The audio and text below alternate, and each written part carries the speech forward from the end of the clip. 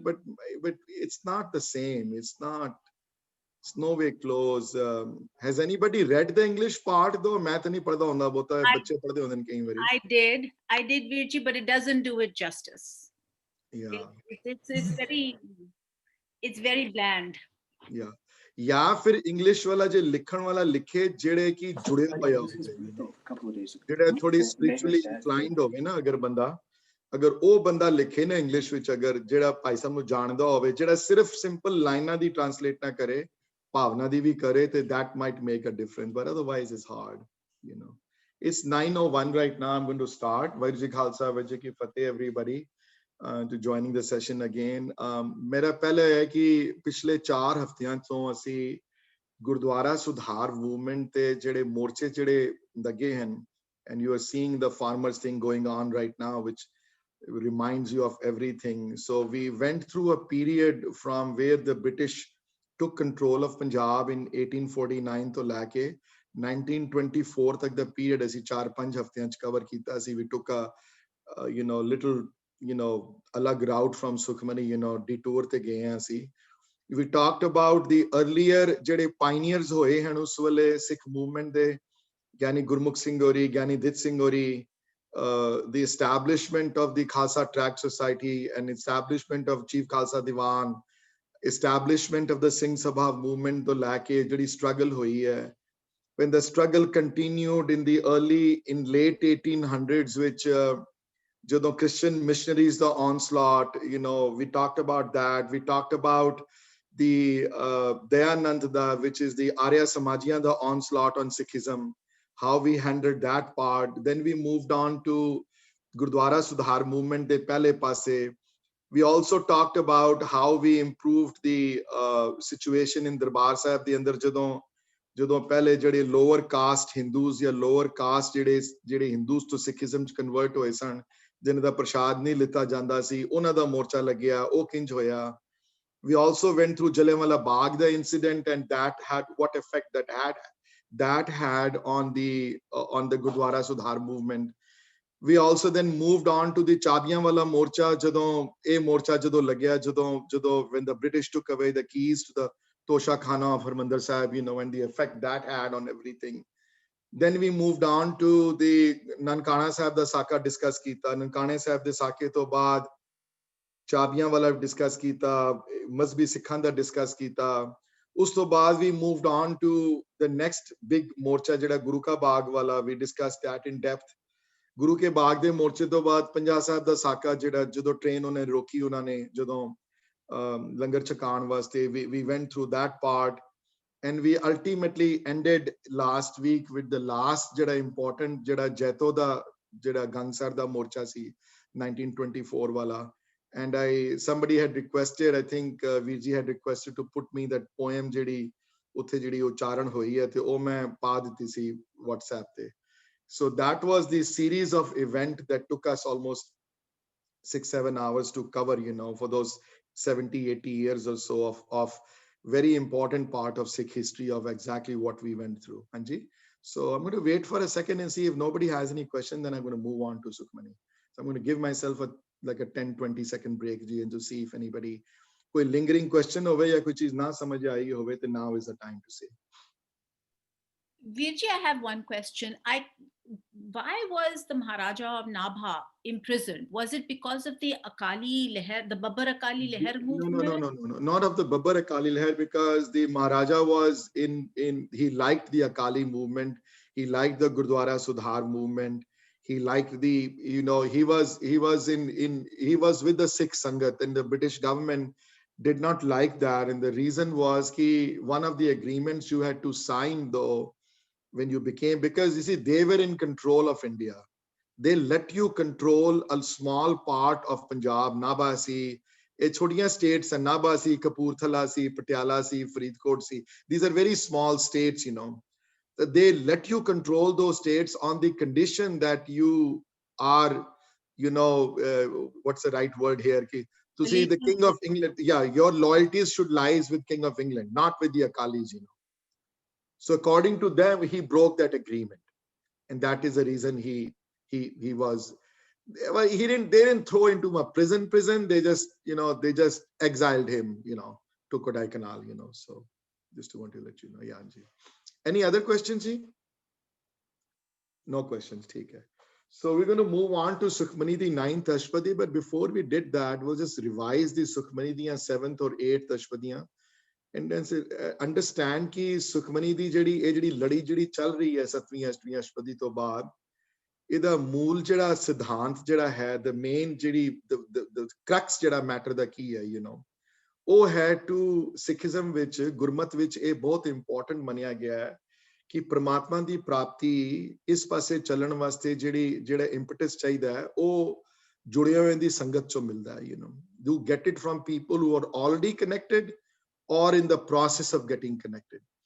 ਤੇ ਜਿਹੜੇ in the process of getting connected ਹਨ ਉਹਨਾਂ ਨੂੰ ਜਿਗਿਆਸੂ ਕਿਹਾ ਗਿਆ ਹੈ ਉਹਨਾਂ ਨੂੰ ਜਨ ਕਿਹਾ ਗਿਆ ਹੈ ਤੇ ਜਿਹੜੇ already connected ਹਨ ਉਹਨਾਂ ਨੂੰ ਸਾਧ ਕਿਹਾ ਗਿਆ ਹੈ ਤੇ ਜਿਹੜੇ ਬਹੁਤ ਜ਼ਿਆਦਾ connected ਹਨ almost ਪਹੁੰਚ ਗਏ ਹਨ ਉੱਥੇ ਉਹਨਾਂ ਨੂੰ ਬ੍ਰਹਮ ਗਿਆਨੀ ਕਿਹਾ ਗਿਆ ਹੈ तो एक अलग levels हैं spiritual development ਦੀਆਂ ਆਪਣੇ ਲਾਈਫ ਸਾਈਕਲ ਵਿੱਚ ਤੇ ਤੁਸੀਂ ਦੇਖੋਗੇ ਇੱਥੇ ਕਿ ਪਹਿਲੇ ਸਾਧ ਦੀ ਅਸ਼ਪਦੀ ਤੋਂ ਸ਼ੁਰੂ ਕਰਦੇ ਹਨ ਜਰਨੀ ਜਿਹੜੀ ਹੈ ਤੇ ਉੱਥੇ ਵੀ ਅਚਰਜ ਕਥਾ ਕਹੀ ਨੇ ਤੇ ਸਾਧ ਦੇ ਸਾਧੂ ਦਾ ਸੰਗ ਕਰਨ ਦੇ ਫਾਇਦੇ ਅਸ਼ਪਦੀ ਨੰਬਰ 7 ਵਿੱਚ ਬੜੀ ਖੂਬਸੂਰਤੀ ਨਾਲ ਸਮਝਾਏ ਨੇ ਉੱਥੇ ਉਹਨਾਂ ਨੇ ਕਿ ਪ੍ਰਮਾਤਮਾ ਦੇ ਰਸਤੇ ਤੇ ਚੱਲਣ ਵਾਸਤੇ ਤੁਹਾਨੂੰ you have to look for those people who are already connected ਜਿਹੜੇ ਜੁੜੇ ਹੋਏ ਹਨ ਜਿਹੜੇ ਜੁੜੇ ਹੋਏ ਦੀ ਸੰਗਤ ਵਿੱਚੋਂ ਇਸ ਗੱਲ ਦੀ ਪ੍ਰਾਪਤੀ ਹੈ ਫਿਰ ਅਗਲੀ ਅਸ਼ਪਦੀ ਬ੍ਰਹਮ ਗਿਆਨੀ ਦੇ ਉੱਤੇ ਸੀ ਬ੍ਰਹਮ ਗਿਆਨੀ ਤੇ ਫੋਕਸ ਸੀ ਤੇ ਬ੍ਰਹਮ ਗਿਆਨੀ is complete human being ਹੈ ਮਤਲਬ ਜਿਹਦੇ ਚ ਕੀ ਪ੍ਰਮਾਤਮਾ ਨਾਲ ਕੋਈ ਪ੍ਰਮਾਤਮਾ ਤੇ ਉਹਦੇ ਚ ਕੋਈ ਫਰਕ ਨਹੀਂ ਰਹਿ ਜਾਂਦਾ ਤਾਂ ਹੀ ਬ੍ਰਹਮ ਗਿਆਨੀ ਆਪ ਪਰਮੇਸ਼ਰ ਵਰਡ ਆਏ ਹਨ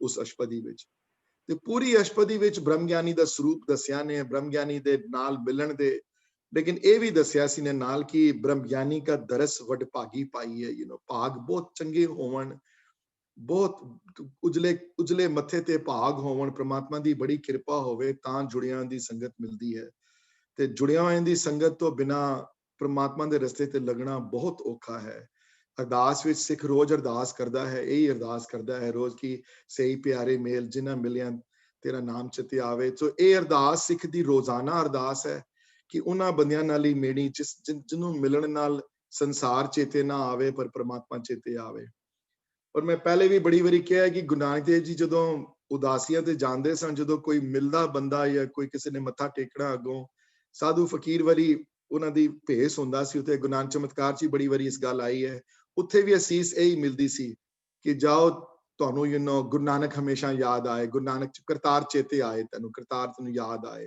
ਉੱਥੇ ਵੀ ਹਮੇਸ਼ਾ ਇਹੀ ਆਦੇਸ਼ ਦਿੰਦੇ ਸਨ ਕਿ ਧਰਮਸਾਲ ਬਣਾਓ ਕੀਰਤਨ ਦੀਆਂ ਜਗ੍ਹਾ ਬਣਾਓ ਉਹ ਜਗ੍ਹਾ ਬਣਾਓ ਜਿੱਥੇ ਦੂਸਰੇ ਆ ਕੇ ਵੀ ਵਾਰਮਥ ਲੈ ਸਕਣ ਗੁਰਬਾਣੀ ਦੀ ਤੇ ਭਾਈ ਸਾਹਿਬ ਭਾਈ ਵੀਰ ਸਿੰਘ ਦੀਆਂ ਰਾਈਟਿੰਗਸ ਉੱਤੇ ਲਾਸਟ ਵੀਕ ਡਿਸਕਸ਼ਨ ਜਿਹੜੀ ਕੀਤੀ ਉੱਥੇ ਵੀ ਉਹੀ ਗੱਲ ਹੈ ਕਿ ਕਿਉਂ ਹੈ ਉਹਨਾਂ ਦੀ ਰਾਈਟਿੰਗਸ ਇੰਪੋਰਟੈਂਟ ਬਿਕਾਜ਼ ਜਿਹੜਾ ਉਹਨਾਂ ਨੂੰ ਪੜ੍ਹਦਾ ਹੈ ਉਹਨਾਂ ਨੂੰ ਪਰ ਉਹ ਪੜ੍ਹ ਕੇ ਉਹਦੇ ਮਨ ਤੇ ਅਸਰ ਹੁੰਦਾ ਹੈ ਉਸ ਗੱਲ ਦਾ ਉਹ ਮਨ ਤੇ ਅਸਰ ਹੋਣ ਨਾਲ ਉਹ ਜੁੜਦਾ ਹੈ ਇਸ ਪਾਸੇ ਜੁੜਨ ਨਾਲ ਨੇੜੇ ਆਉਂਦਾ ਹੈ ਪ੍ਰਮਾਤਮਾ ਦੇ ਦੈਟਸ ਵਾਈ ਰੀਡਿੰਗ ਭਾਈ ਕਾਨ Singh Nabha reading Bhai Jot Singh reading Bhai Sahib Bhai Vir Singh reading Bhai Gurdas reading Bhai Nand Lal these are 6 or 7 people ਜਿਨ੍ਹਾਂ ਨੂੰ ਪੜ੍ਹਨ ਨਾਲ ਪ੍ਰਮਾਤਮਾ ਨੇੜੇ ਆਉਂਦਾ ਹੈ ਤੁਹਾਡੇ ਇਹ ਅਵਸ਼ ਹੈ ਹੋਣਾ ਹੀ ਹੋਣਾ ਹੈ ਜੇ ਭਾਈ ਨੰਦ ਲਾਲ ਜੀ ਦਾ ਜ਼ਿੰਦਗੀ ਨਾਮਾ ਪੜ੍ਹੋਗੇ ਜਦੋਂ ਉਹਨਾਂ ਦੀ ਵਿਰਾਗਮਈ ਬਚਨ ਸੁਣੋਗੇ ਜਦੋਂ ਤੇ ਉਹਦੇ ਨਾਲ ਤੁਹਾਡੇ ਅੰਦਰ ਪ੍ਰਮਾਤਮਾ ਦੇ ਅੰਦਰ ਲੋ ਪੈਦਾ ਹੁੰਦੀ ਹੈ ਅੰਦਰ ਤੁਸੀਂ ਰੋਕ ਨਹੀਂ ਸਕਦੇ ਆਪਣੇ ਆਪ ਨੂੰ ਉਸੇ ਤਰ੍ਹਾਂ ਅਗਲੀ ਸੀਰੀਜ਼ ਵਿੱਚ ਹੀ ਬ੍ਰਹਮ ਗਿਆਨੀ ਦੀ ਅਸ਼ਪਦੀ ਤੋਂ ਬਾਅਦ ਹੀ ਡਿਸਕਸਸ ਸਮਥਿੰਗ ਵੈਰੀ ਸਿਮਿਲਰ ਪਰ ਦੂਸਰਾ ਰੰਗ ਦਿੱਤਾ ਹੈ ਇਸਨੂੰ ਉਹ ਕਿਹੜਾ ਰੰਗ ਹੈ ਕਿ ਹਿੰਦੂਇਜ਼ਮ ਵਿੱਚ ਪੁਰਾਤਨ ਹਿੰਦੂਇਜ਼ਮ ਵਿੱਚ ਬ੍ਰਹਮ ਗਿਆਨੀਆਂ ਦੇ ਡਿਫਰੈਂਟ ਨਾਂ ਆਏ ਹਨ ਕਈਆਂ ਸਾਧੂਆਂ ਨੂੰ ਅਪਰਸ ਕਿਹਾ ਜਾਂਦਾ ਸੀ ਕਈ ਸਾਧੂਆਂ ਨੂੰ ਵੈਸ਼ਨਵ ਕਿਹਾ ਜਾਂਦਾ ਸੀ ਕਈ ਸਾਧੂਆਂ ਨੂੰ ਪੰਡਿਤ ਕਿਹਾ ਜਾਂਦਾ ਸੀ ਕਈ ਸਾਧੂਆਂ ਨੂੰ ਭਗਉਤੀ ਕਿਹਾ ਜਾਂਦਾ ਸੀ ਤੇ ਮਹਾਰਾਜ ਇੱਥੇ ਇਸ ਅਸ਼ਪਦੀ ਵਿੱਚ ਡਿਸਕਸ ਕਰਦੇ ਹਨ ਕਿ ਅਸਲੀ ਅਪਰਸ ਕੌਣ ਹੈ ਅਸਲੀ ਭਗਉਤੀ ਕੌਣ ਹੈ ਅਸਲੀ ਪੰਡਿਤ ਕੌਣ ਹੈ ਅਸਲੀ ਵੈਸ਼ਨਵ ਕੌਣ ਹੈ ਵੈਸ਼ਨਵ ਸਿਰਫ ਮੀਟ ਨਾ ਖਾਣ ਨਾਲ ਤੇ ਮੂਰਤੀ ਪੂਜਾ ਕਰਨ ਨਾਲ ਵੈਸ਼ਨਵ ਨਹੀਂ ਬਣ ਜਾਂਦਾ ਬੰਦਾ ਹਾਂਜੀ ਤੇ ਅਪਰਸ ਕੌਣ ਹੈ ਜਿਹੜਾ ਛੂਇਆ ਨਾ ਜਾ ਸਕੇ ਜਿਹੜੇ ਕਿਸੇ ਚੀਜ਼ ਨੂੰ ਛੂੰਦੇ ਨਹੀਂ ਸਨ ਫॉर ਐਗਜ਼ਾਮਪਲ ਮਾਇਆ ਨੂੰ ਨਾ ਛੂਣਾ ਆਪਣੇ ਕੱਪੜਿਆਂ ਨੂੰ ਕਿਸੇ ਨੂੰ ਹੱਥ ਨਾ ਲਾਣ ਦੇਣਾ ਸਿਰਫ ਦੁੱਧ ਦਾ ਆਹਾਰ ਕਰਨਾ ਜਾਂ ਕਿਸੇ ਹੋਰ ਚੀਜ਼ ਨੂੰ ਖਾਣਾ ਹੈ ਨਾ, ਕਿਸੇ ਮਾਇਆ ਦੀ ਕਿਸੇ ਚੀਜ਼ ਨੂੰ ਛੋਹਣਾ ਨਾ, ਉਸ ਸਾਧੂ ਨੂੰ ਅਪਰਸ ਕਿਹਾ ਜਾਂਦਾ ਸੀ। ਤੇ ਇਹ ਇੱਕ ਪੁਰਾਤਨ ਹਿੰਦੂਇਜ਼ਮ ਦੀਆਂ ਸਨਾਤਨੀ ਧਰਮ ਵਿੱਚੋਂ ਇਹ ਵਰਡ ਲਿੱਤੇ ਹੋਏ ਹਨ ਸਾਰੇ। ਤੇ ਅਗਰ ਤੁਸੀਂ ਸੰਥਿਆ ਪੜ੍ਹੋਗੇ ਭਾਈ ਸਾਹਿਬ ਭਾਈ ਵੀਰ ਸਿੰਘ ਦੀ ਲਿਖੀ ਹੋਈ ਜਿਹੜੀ ਸੰਥਿਆ ਦੀਆਂ ਵੋਲਿਊਮਸ ਹਨ, ਆਈ ਥਿੰਕ ਇਹ ਵੋਲਿਊਮ ਨੰਬਰ 4 ਜਾਂ 5 ਵਿੱਚ ਸੁਖਮਨੀ ਸਾਹਿਬ ਦੀ ਐਨੋਟੇਸ਼ਨ ਜਿੱਥੇ ਕੀਤੀ ਹੈ ਭਾਈ ਸਾਹਿਬ ਨੇ, ਮੇਰੀ ਵੀ ਇਨਫੋਰਮੇਸ਼ਨ ਬਹੁਤ ਸਾਰੀ ਉੱਥੋਂ ਹੀ ਆਉਂਦੀ ਹੈ ਸਾਰੀ। ਜੇ ਤੁਹਾਡੇ ਕੋਲ ਹੈਂਡ ਬੁੱਕਸ ਹੈ ਤੁਹਾਡੇ accessible hand, if you read them you will see that ki at the end of the Ashpadi Bhai Sahib did an etymology, nirukat ਕੀਤਾ ਹੈ ਸ਼ਬਦਾਂ ਦਾ ਉਹਨਾਂ ਨੇ। ਤੇ ਜਿੱਥੇ ਨਿਰੁਕਤ, ਜਿੱਥੇ ਅਪਰਸ ਦਾ ਨਿਰੁਕਤ ਕੀਤਾ ਹੈ, ਭਗਉਤੀ ਦਾ ਨਿਰੁਕਤ ਕੀਤਾ ਹੈ ਉਹਨਾਂ ਨੇ, ਅੱਗੇ ਜਾ ਕੇ ਪੰਡਿਤ ਦਾ ਵੀ ਕੀਤਾ ਹੈ, ਵੈਸ਼ਨਵ ਦਾ ਵੀ ਕੀਤਾ ਹੈ। ਸੋ ਇਹ ਸਾਰੇ ancient terms and that were very commonly used in Hindu society. Even now they are used. ਹੁਣ ਵੀ ਵੈਸ਼ਨਵ ਹੈ, ਹੁਣ ਵੀ ਭਗਉਤੀ ਹੈ, ਹੁਣ ਵੀ ਪੰਡਿਤ ਹੈ, ਹੁਣ ਵੀ ਅਪਰਸ ਹੈ।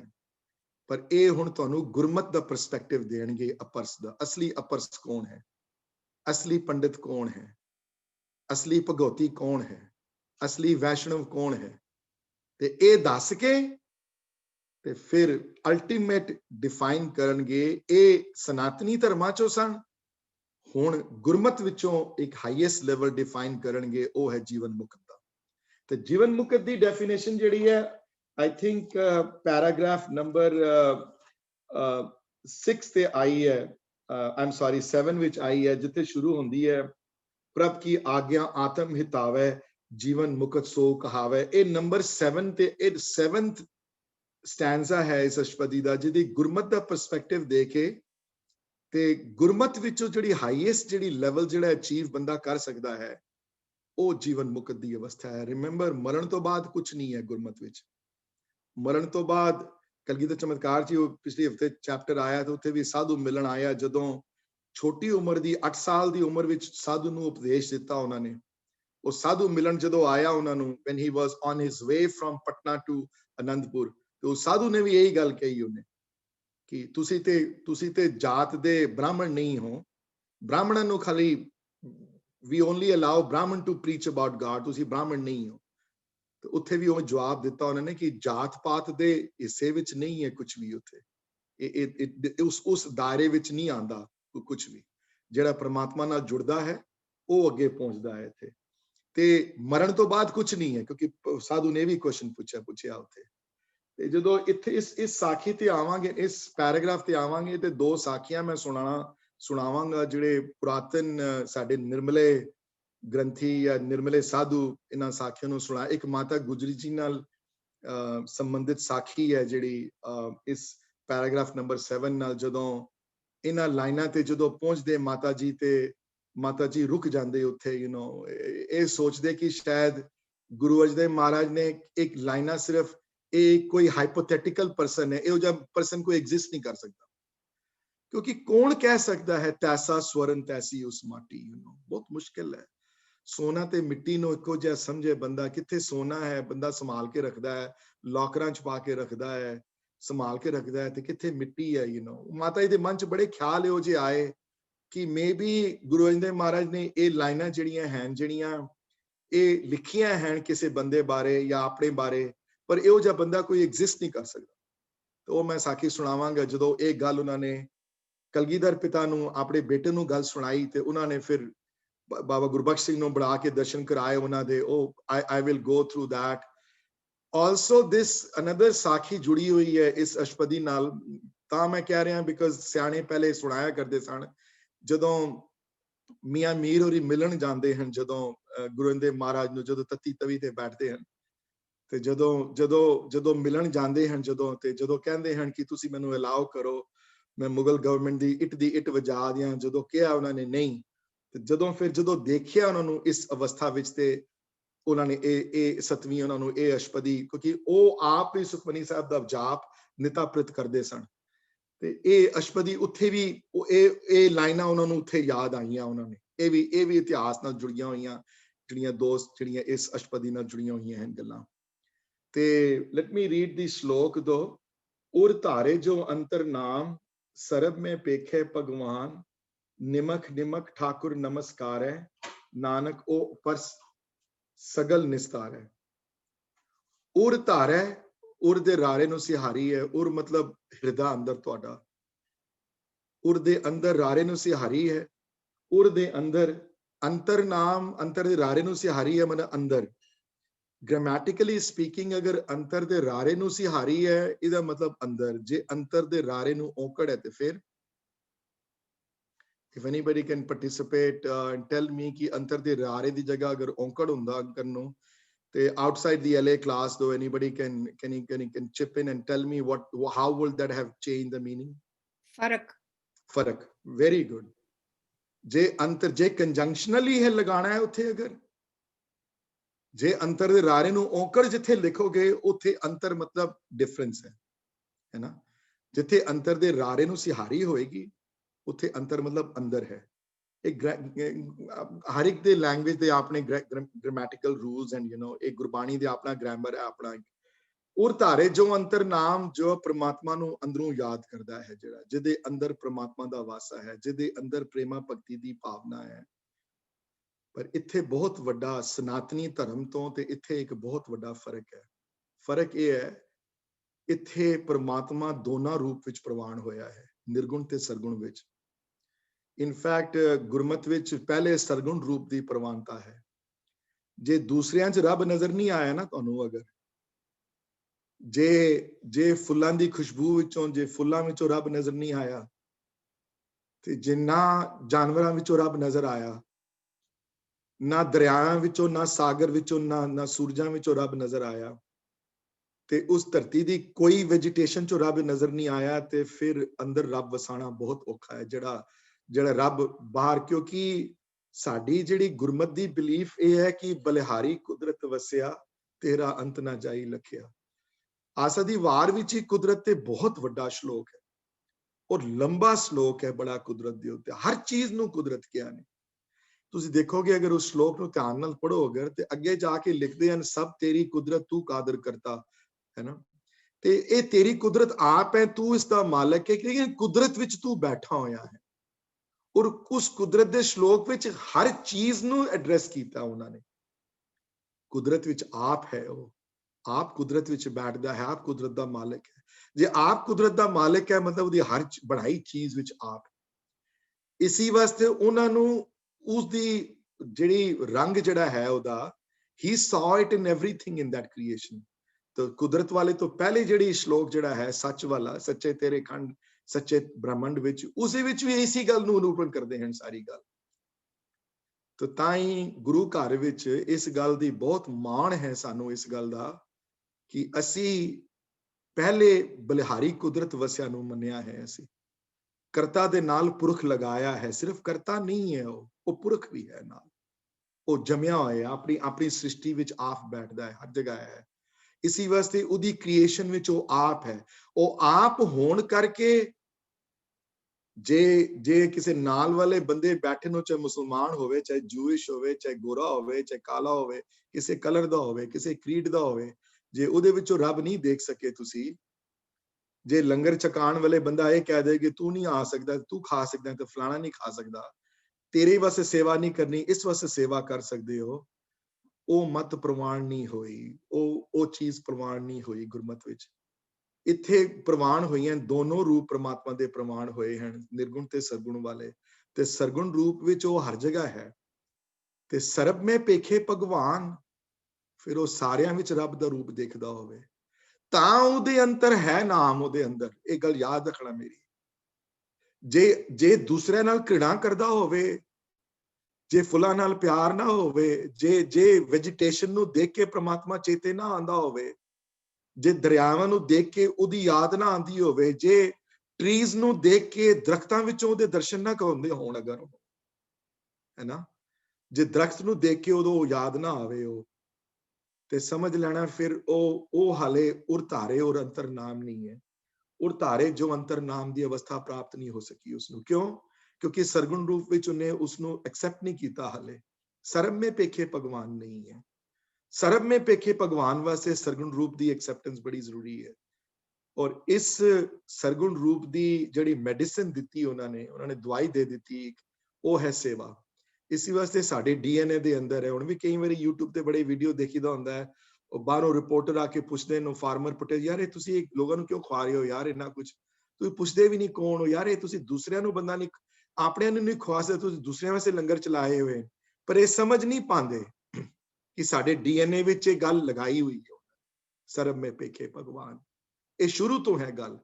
ਇਹ ਜਦੋਂ 20 ਰੁਪਏ ਦਿੱਤੇ ਉਹਨਾਂ ਨੇ ਸੱਚਾ ਸੌਦਾ ਕਰਕੇ ਆਏ, ਇਹ ਗੱਲ ਉਥੋਂ ਟੁਰ ਪਈ। ਉਥੋਂ ਫਿਰ ਇਹ ਗੱਲ ਉਸ ਪੁਆਇੰਟ ਤੋਂ ਟੁਰੀ ਅੱਗੇ ਗੱਲ। ਤੇ ਸਰਗੁਣ ਰੂਪ ਵਿੱਚ ਜਦੋਂ ਹੈ, ਉਹ ਸਭ ਵਿੱਚ ਹੈ, ਉਹ ਦੇਖਣ ਦੀ ਕੋਸ਼ਿਸ਼ ਕਰੇ ਬੰਦਾ। ਤੇ ਨਿਰਗੁਣ ਰੂਪ ਵਿੱਚ ਤੁਹਾਡੇ ਅੰਦਰ ਹੈ।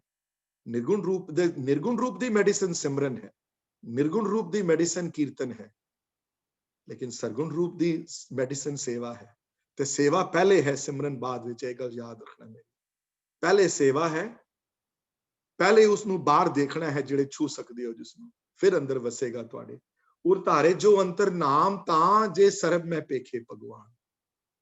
ਤੇ ਸਰਬ ਮੈਂ ਪੇਖੇ ਭਗਵਾਨ ਹੈ, ਤੇ ਜੇ ਸਰਬ ਮੈਂ ਪੇਖੇ ਭਗਵਾਨ ਹੈ ਤੇ ਫਿਰ ਨਿਮਖ ਠਾਕੁਰ ਨਮਸਕਾਰ ਹੈ। ਫਿਰ ਉਹਦੀ ਲਾਈਫ ਵਿੱਚ ਕੋਈ ਇਹੋ ਜਿਹੀ ਮੂਮੈਂਟ ਨਹੀਂ ਹੈ ਜਦੋਂ ਉਹ ਹਜ਼ੂਰੀ ਤੋਂ ਬਿਨਾਂ ਉਹਦਾ ਮੂਮੈਂਟ ਹੈ।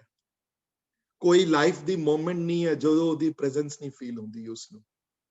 ਕੋਈ ਲਾਈਫ 'ਚ ਇਹੋ ਜਿਹੀ ਮੂਮੈਂਟ ਨਹੀਂ ਆਉਂਦੀ, ਚਾਹੇ ਸਵੇਰ ਹੋਵੇ, ਚਾਹੇ ਰਾਤ ਹੋਵੇ, ਚਾਹੇ ਸੋ ਰਿਹਾ ਹੋਵੇ, ਉਹ ਜਿਹਦੇ ਨਾਲ ਜ਼ਿਆਦਾ ਪਿਆਰ ਹੁੰਦਾ ਹੈ, ਯਾਦ ਉਸੇ ਦੀ ਆਉਂਦੀ ਹੈ। ਮੈਂ ਬੜੀ ਵਾਰੀ ਇਸ ਬਾਰੇ ਕਿਹਾ ਹੈ।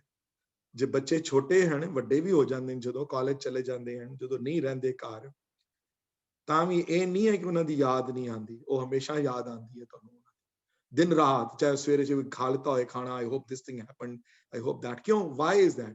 ਤੁਸੀਂ ਪੜੋਸੀਆਂ ਦੇ ਬੱਚੇ ਤੋਂ ਨਹੀਂ ਯਾਦ ਕਰਦੇ, ਕਿ ਦੂਸਰਿਆਂ ਦੇ ਬੱਚਿਆਂ ਤੋਂ ਨਹੀਂ ਯਾਦ ਕਰਦੇ, ਆਪਣਿਆਂ ਨੂੰ ਯਾਦ ਕਰਦੇ ਹੋ ਨਾ ਖਾਲੀ। ਕਿਉਂ? ਰੀਜ਼ਨ ਕੀ ਹੈ ਇਹਦਾ?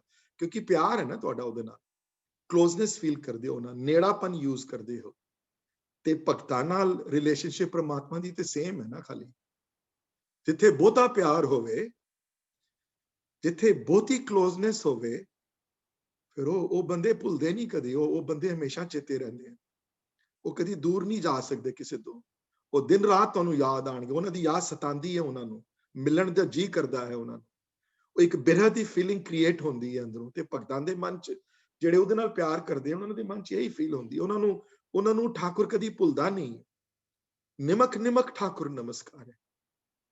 ਛੋਟੇ ਟਾਈਮ ਵਿੱਚ ਉਸ ਨੂੰ ਯਾਦ ਕਰਦੇ ਹਨ। ਮਾਂ ਨੂੰ ਕਦੀ ਆਪਣੇ ਬੱਚੇ ਦੀ ਯਾਦ ਕਦੀ ਭੁੱਲ ਸਕਦੀ ਹੈ? ਕਦੀ ਮਾਂ ਆਪਣੇ ਕਦੀ ਬੱਚੇ ਨੂੰ ਯਾਦ ਨਹੀਂ, ਚਾਹੇ ਜਿੰਨਾ ਮਰਜ਼ੀ ਮਾੜਾ ਹੋਵੇ ਬੱਚਾ, ਇਟ ਡਜ਼ਨਟ ਮੈਟਰ ਕੁਝ ਵੀ ਕਰਨ ਵਾਲਾ ਹੋਵੇ, mother will never forget that. Mother ਦੀ ਤਾਂ ਗੱਲ ਕਹਿ ਰਹੇ ਹਾਂ ਕਿਉਂਕਿ ਮਦਰ ਦੀ ਰਿਲੇਸ਼ਨਸ਼ਿਪ ਸਭ ਤੋਂ ਹਾਈਐਸਟ ਮੰਨੀ ਗਈ ਹੈ ਗੁਰਬਾਣੀ ਵਿੱਚ।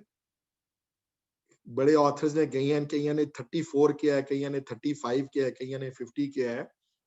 ਬੜੇ ਸ਼ਬਦ ਗੁਰੂ ਗ੍ਰੰਥ ਸਾਹਿਬ ਮਹਾਰਾਜ ਦੀ ਬਾਣੀ ਵਿੱਚ ਇਹੋ ਜਿਹੇ ਹਨ ਜਿਹੜੇ ਮਾਈ ਤੋਂ ਸ਼ੁਰੂ ਹੁੰਦੇ। ਮਾਈ ਮੈਂ ਤਨ ਪਾਇਓ ਹਰਨਾਮਾ, ਮਾਈ ਮੇਰੇ ਮਨ ਕੋ ਪਿਆਸ। ਬੜੇ ਸ਼ਬਦ ਇਹੋ ਜਿਹੇ ਹਨ ਜਿਹੜੇ ਮਾਈ ਤੋਂ ਸ਼ੁਰੂ ਹੁੰਦੇ।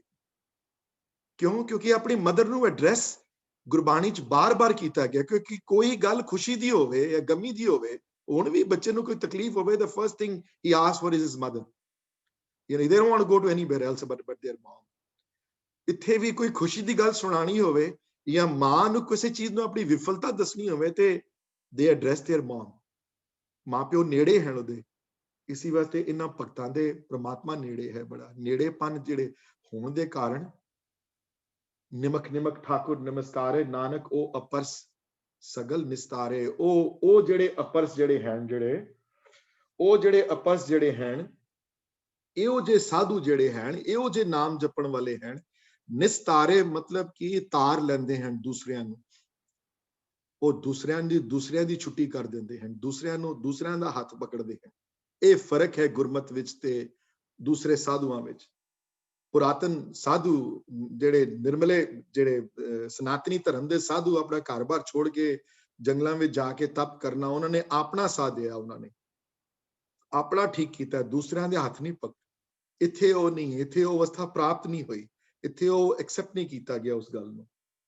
ਤੇ ਹੁਣ ਡਿਸਕ੍ਰਿਪਸ਼ਨ ਦਿੰਦੇ ਹਨ ਅਪਰਸ ਦੀ, ਗੁਰਮਤ ਦੇ ਪਰਸਪੈਕਟਿਵ ਤੋਂ ਇੱਕ ਅਪਰਸ ਦੀ ਡਿਸਕ੍ਰਿਪਸ਼ਨ ਦਿੰਦੇ ਹਨ, ਜਿਹੜੀ ਅਪਰਸ ਦੀ ਡਿਸਕ੍ਰਿਪਸ਼ਨ ਸਨਾਤਨੀ ਧਰਮ ਦੇ ਅਪਰਸ ਤੋਂ ਬਿਲਕੁਲ ਡਿਫਰੈਂਟ ਹੈ ਜੀ। ਇੱਥੇ ਕਿਸੇ ਫਿਜ਼ੀਕਲ ਚੀਜ਼ ਨੂੰ ਛੋਹਣ ਦੀ ਆਗਿਆ ਦੇ ਵਾਸਤੇ ਨਹੀਂ ਹੈ। ਉਹ ਮਾਇਆ ਨੂੰ ਨਹੀਂ ਛੋਹੰਦੇ ਸਨ, ਉਹ ਕਿਸੇ ਦੂਸਰੇ ਸਰੀਰ ਨੂੰ ਨਹੀਂ ਛੋਂਦੇ ਸਨ, ਉਹ ਫੂਡ ਨੂੰ ਨਹੀਂ ਛੋਂਦੇ ਸਨ, ਪਰ ਇੱਥੇ ਕਿਸ ਚੀਜ਼ ਨੂੰ ਛੋਣ ਦੀ ਮਨਾਹੀ ਕੀਤੀ ਹੈ ਇਸ ਅਸ਼ਪਦੀ ਵਿੱਚ ਦੇਖਣਾ, ਇਸ ਪੈਰਾਗ੍ਰਾਫ ਵਿੱਚ ਦੇਖਣਾ ਕਿੰਨਾ ਡਿਫਰੈਂਟ ਪਰਸਪੈਕਟਿਵ ਪ੍ਰੈਜ਼ੈਂਟ ਕੀਤਾ ਨੇ ਗੁਰਮਤ ਦਾ ਇੱਥੇ, ਜਿਹੜੇ ओरिजिनल ਅਪਰਸ ਜਿਹੜਾ ਸਨਾਤਨੀ ਪਰਸਪੈਕਟਿਵ ਨਾਲੋਂ ਗੁਰਮਤ ਦਾ ਪਰਸਪੈਕਟਿਵ ਪ੍ਰੈਜ਼ੈਂਟ ਕਰਨਗੇ ਇੱਥੇ। And I'm going to stop for a second and see if anybody has any questions or not and give my voice a rest for a few seconds ਜੀ। ਅਗਰ ਕੋਈ question ਹੋਵੇ ਤੇ ਬਗੈਰ ਕਿਸੇ ਝਿਜਕ ਤੋਂ ਤੁਸੀਂ ਅਨਮਿਊਟ ਕਰਕੇ ਕੁਐਸਚਨ ਮੈਨੂੰ ਪੁੱਛ ਸਕਦੇ ਹੋ, ਨਾ ਸਮਝ ਆਈ ਹੋਵੇ ਕੋਈ ਗੱਲ ਅਗਰ।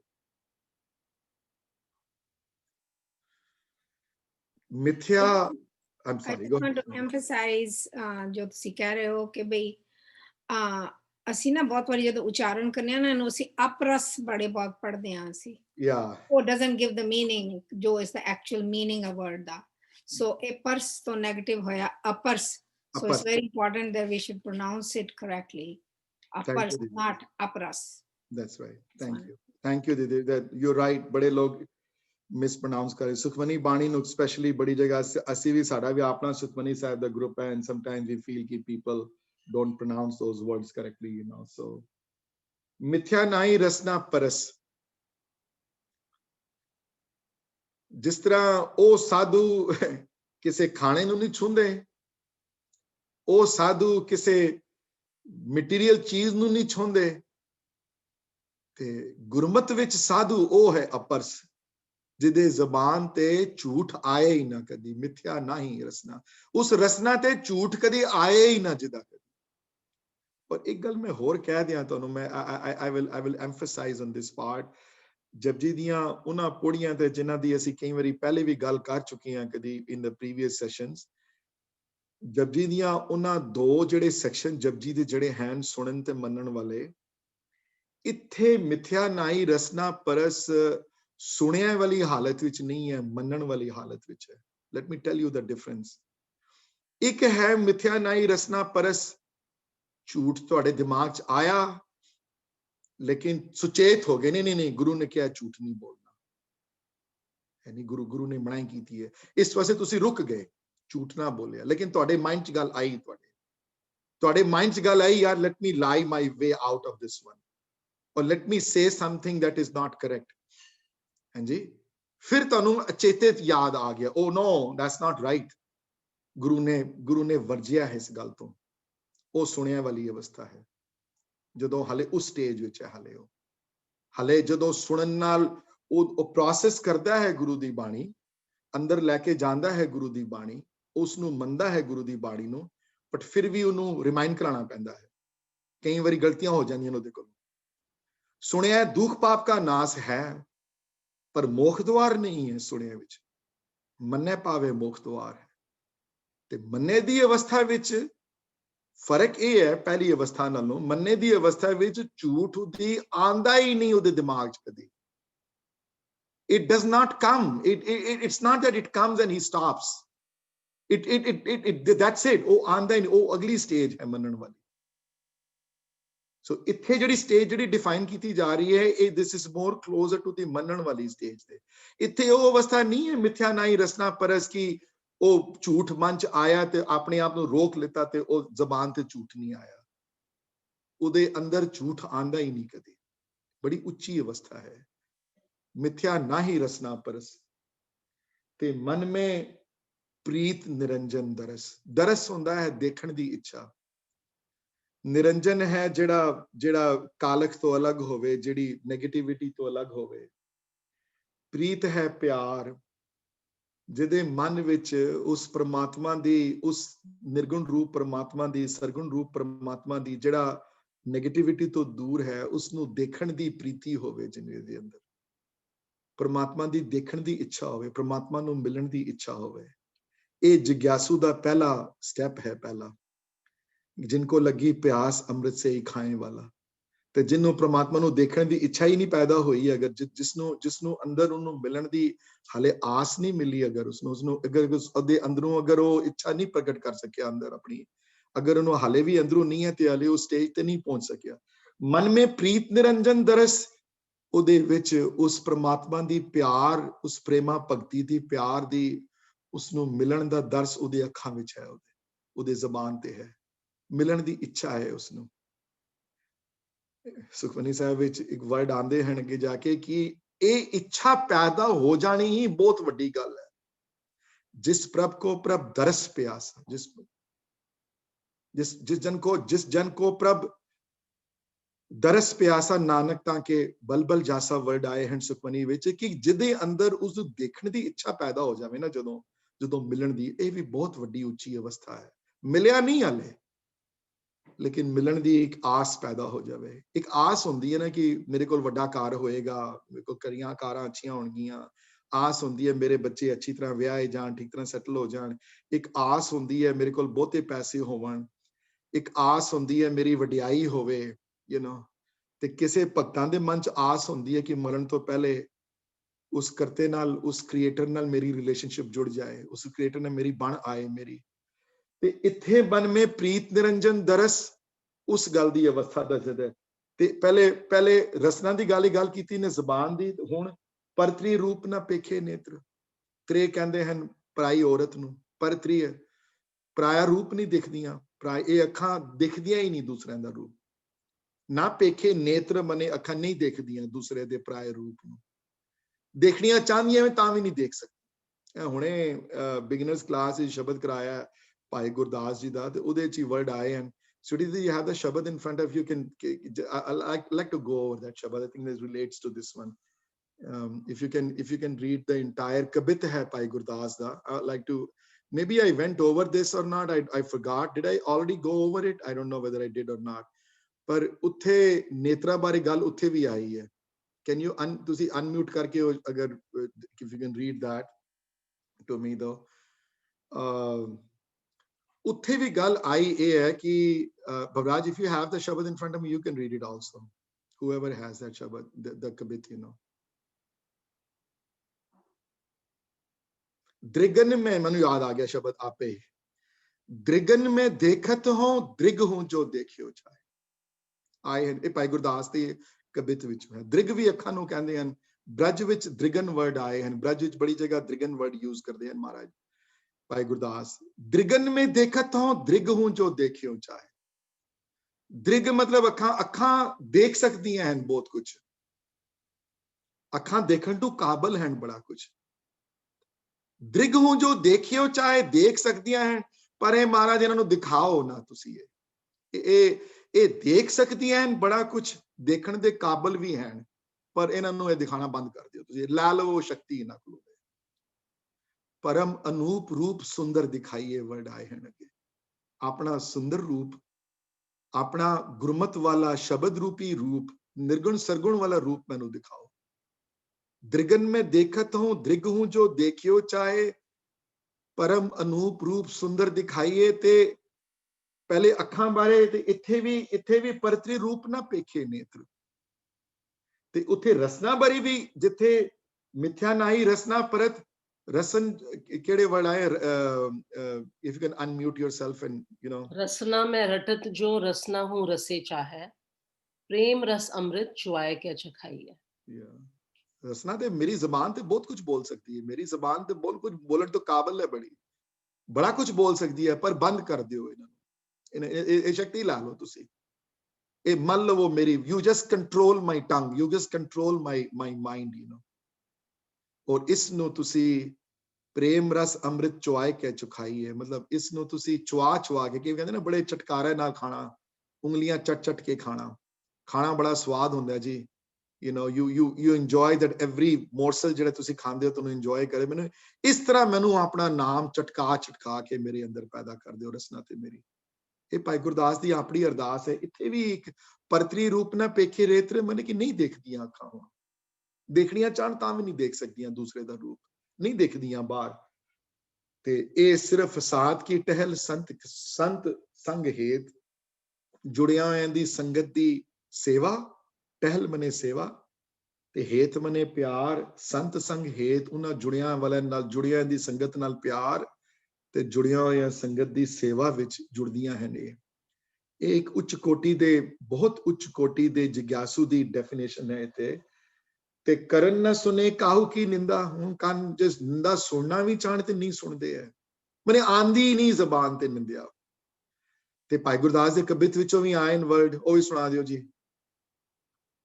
ਸਰਵਰ श्रवण,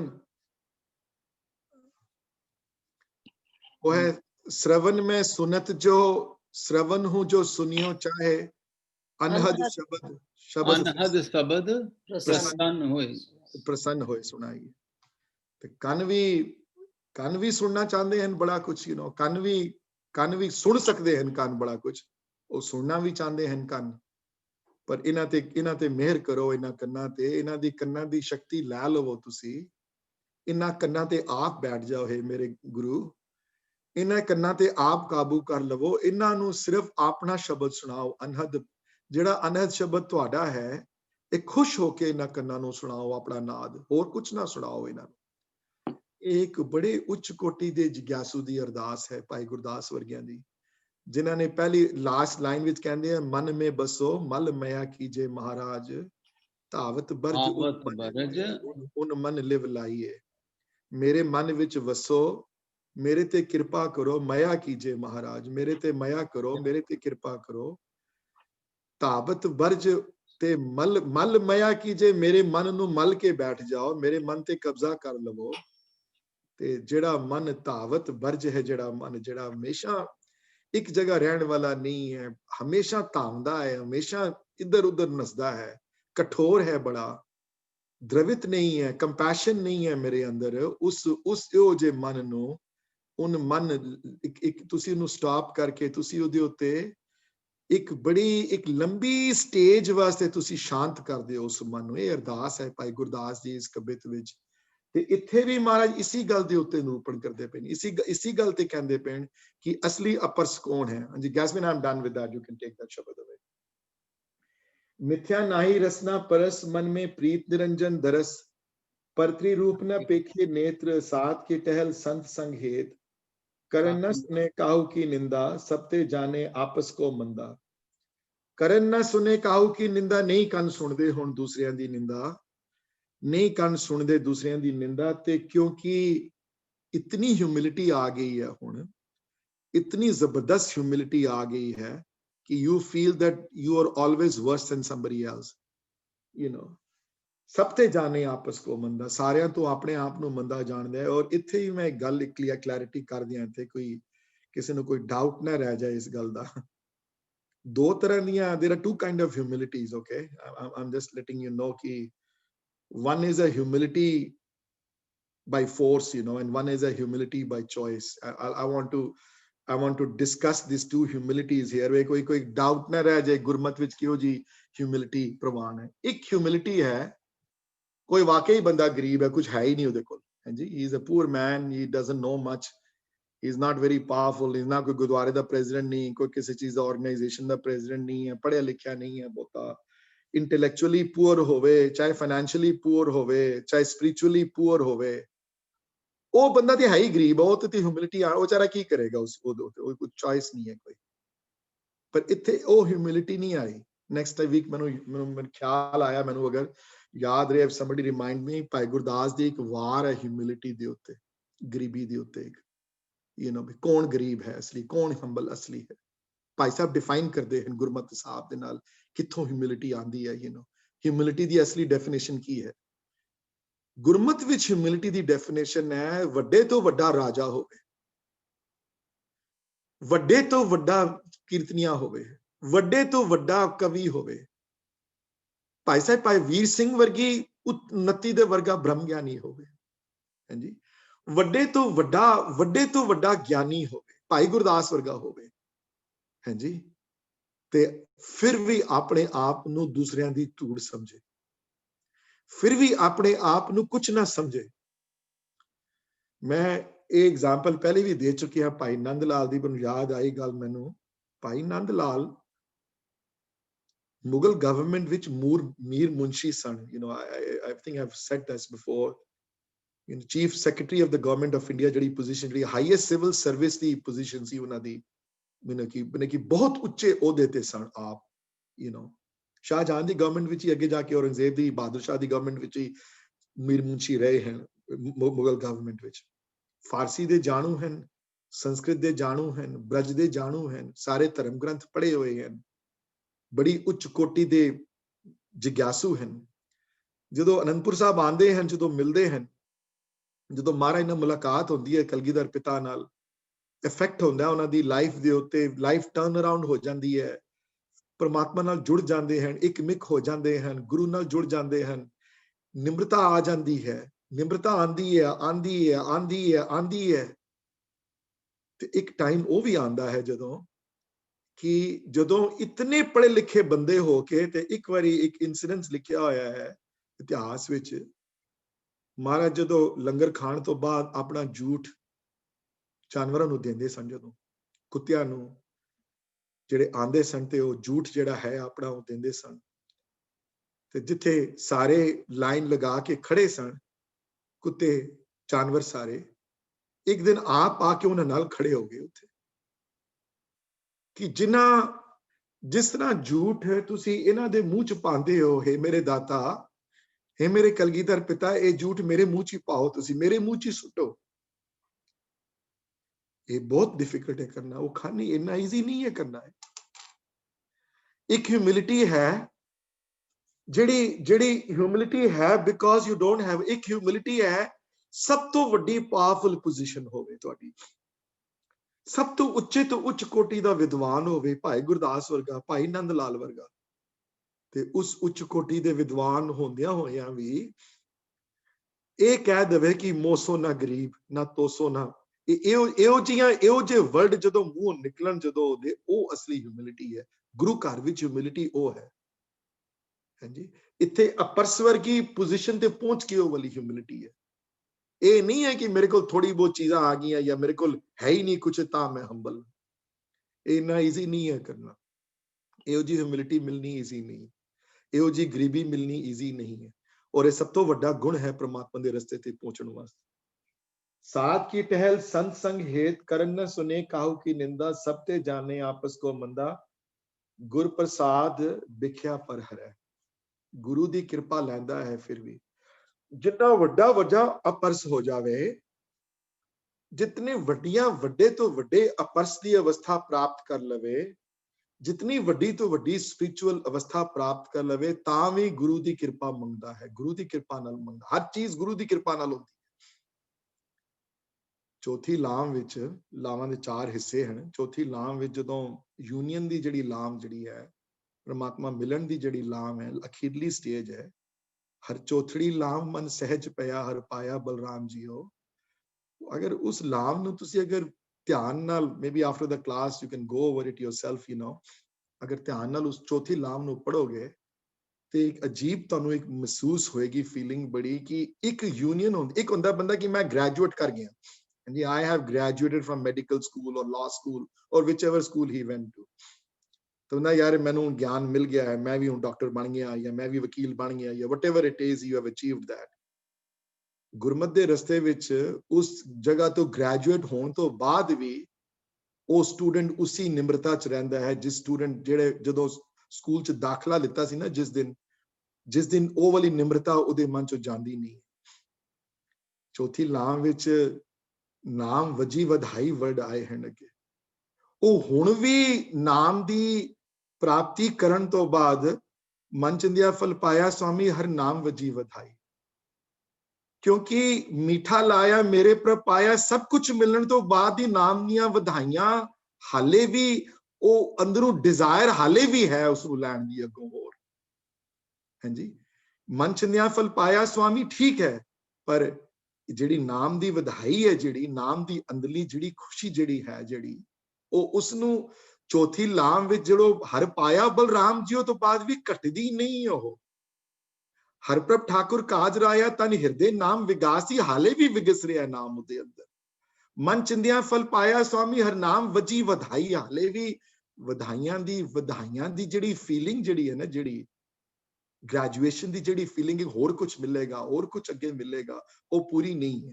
ਕਦੀ ਟਾਈਮ ਮਿਲਿਆ ਤੇ ਪੂਰੀ ਲਾਮ ਬਾਰੇ ਡਿਸਕਸ ਕਰਾਂਗੇ। ਭਾਈ ਸਾਹਿਬ, ਭਾਈ ਵੀਰ ਸਿੰਘਰਾਂ ਨੇ ਸੰਥਿਆ ਵਿੱਚ ਸੰਥਿਆ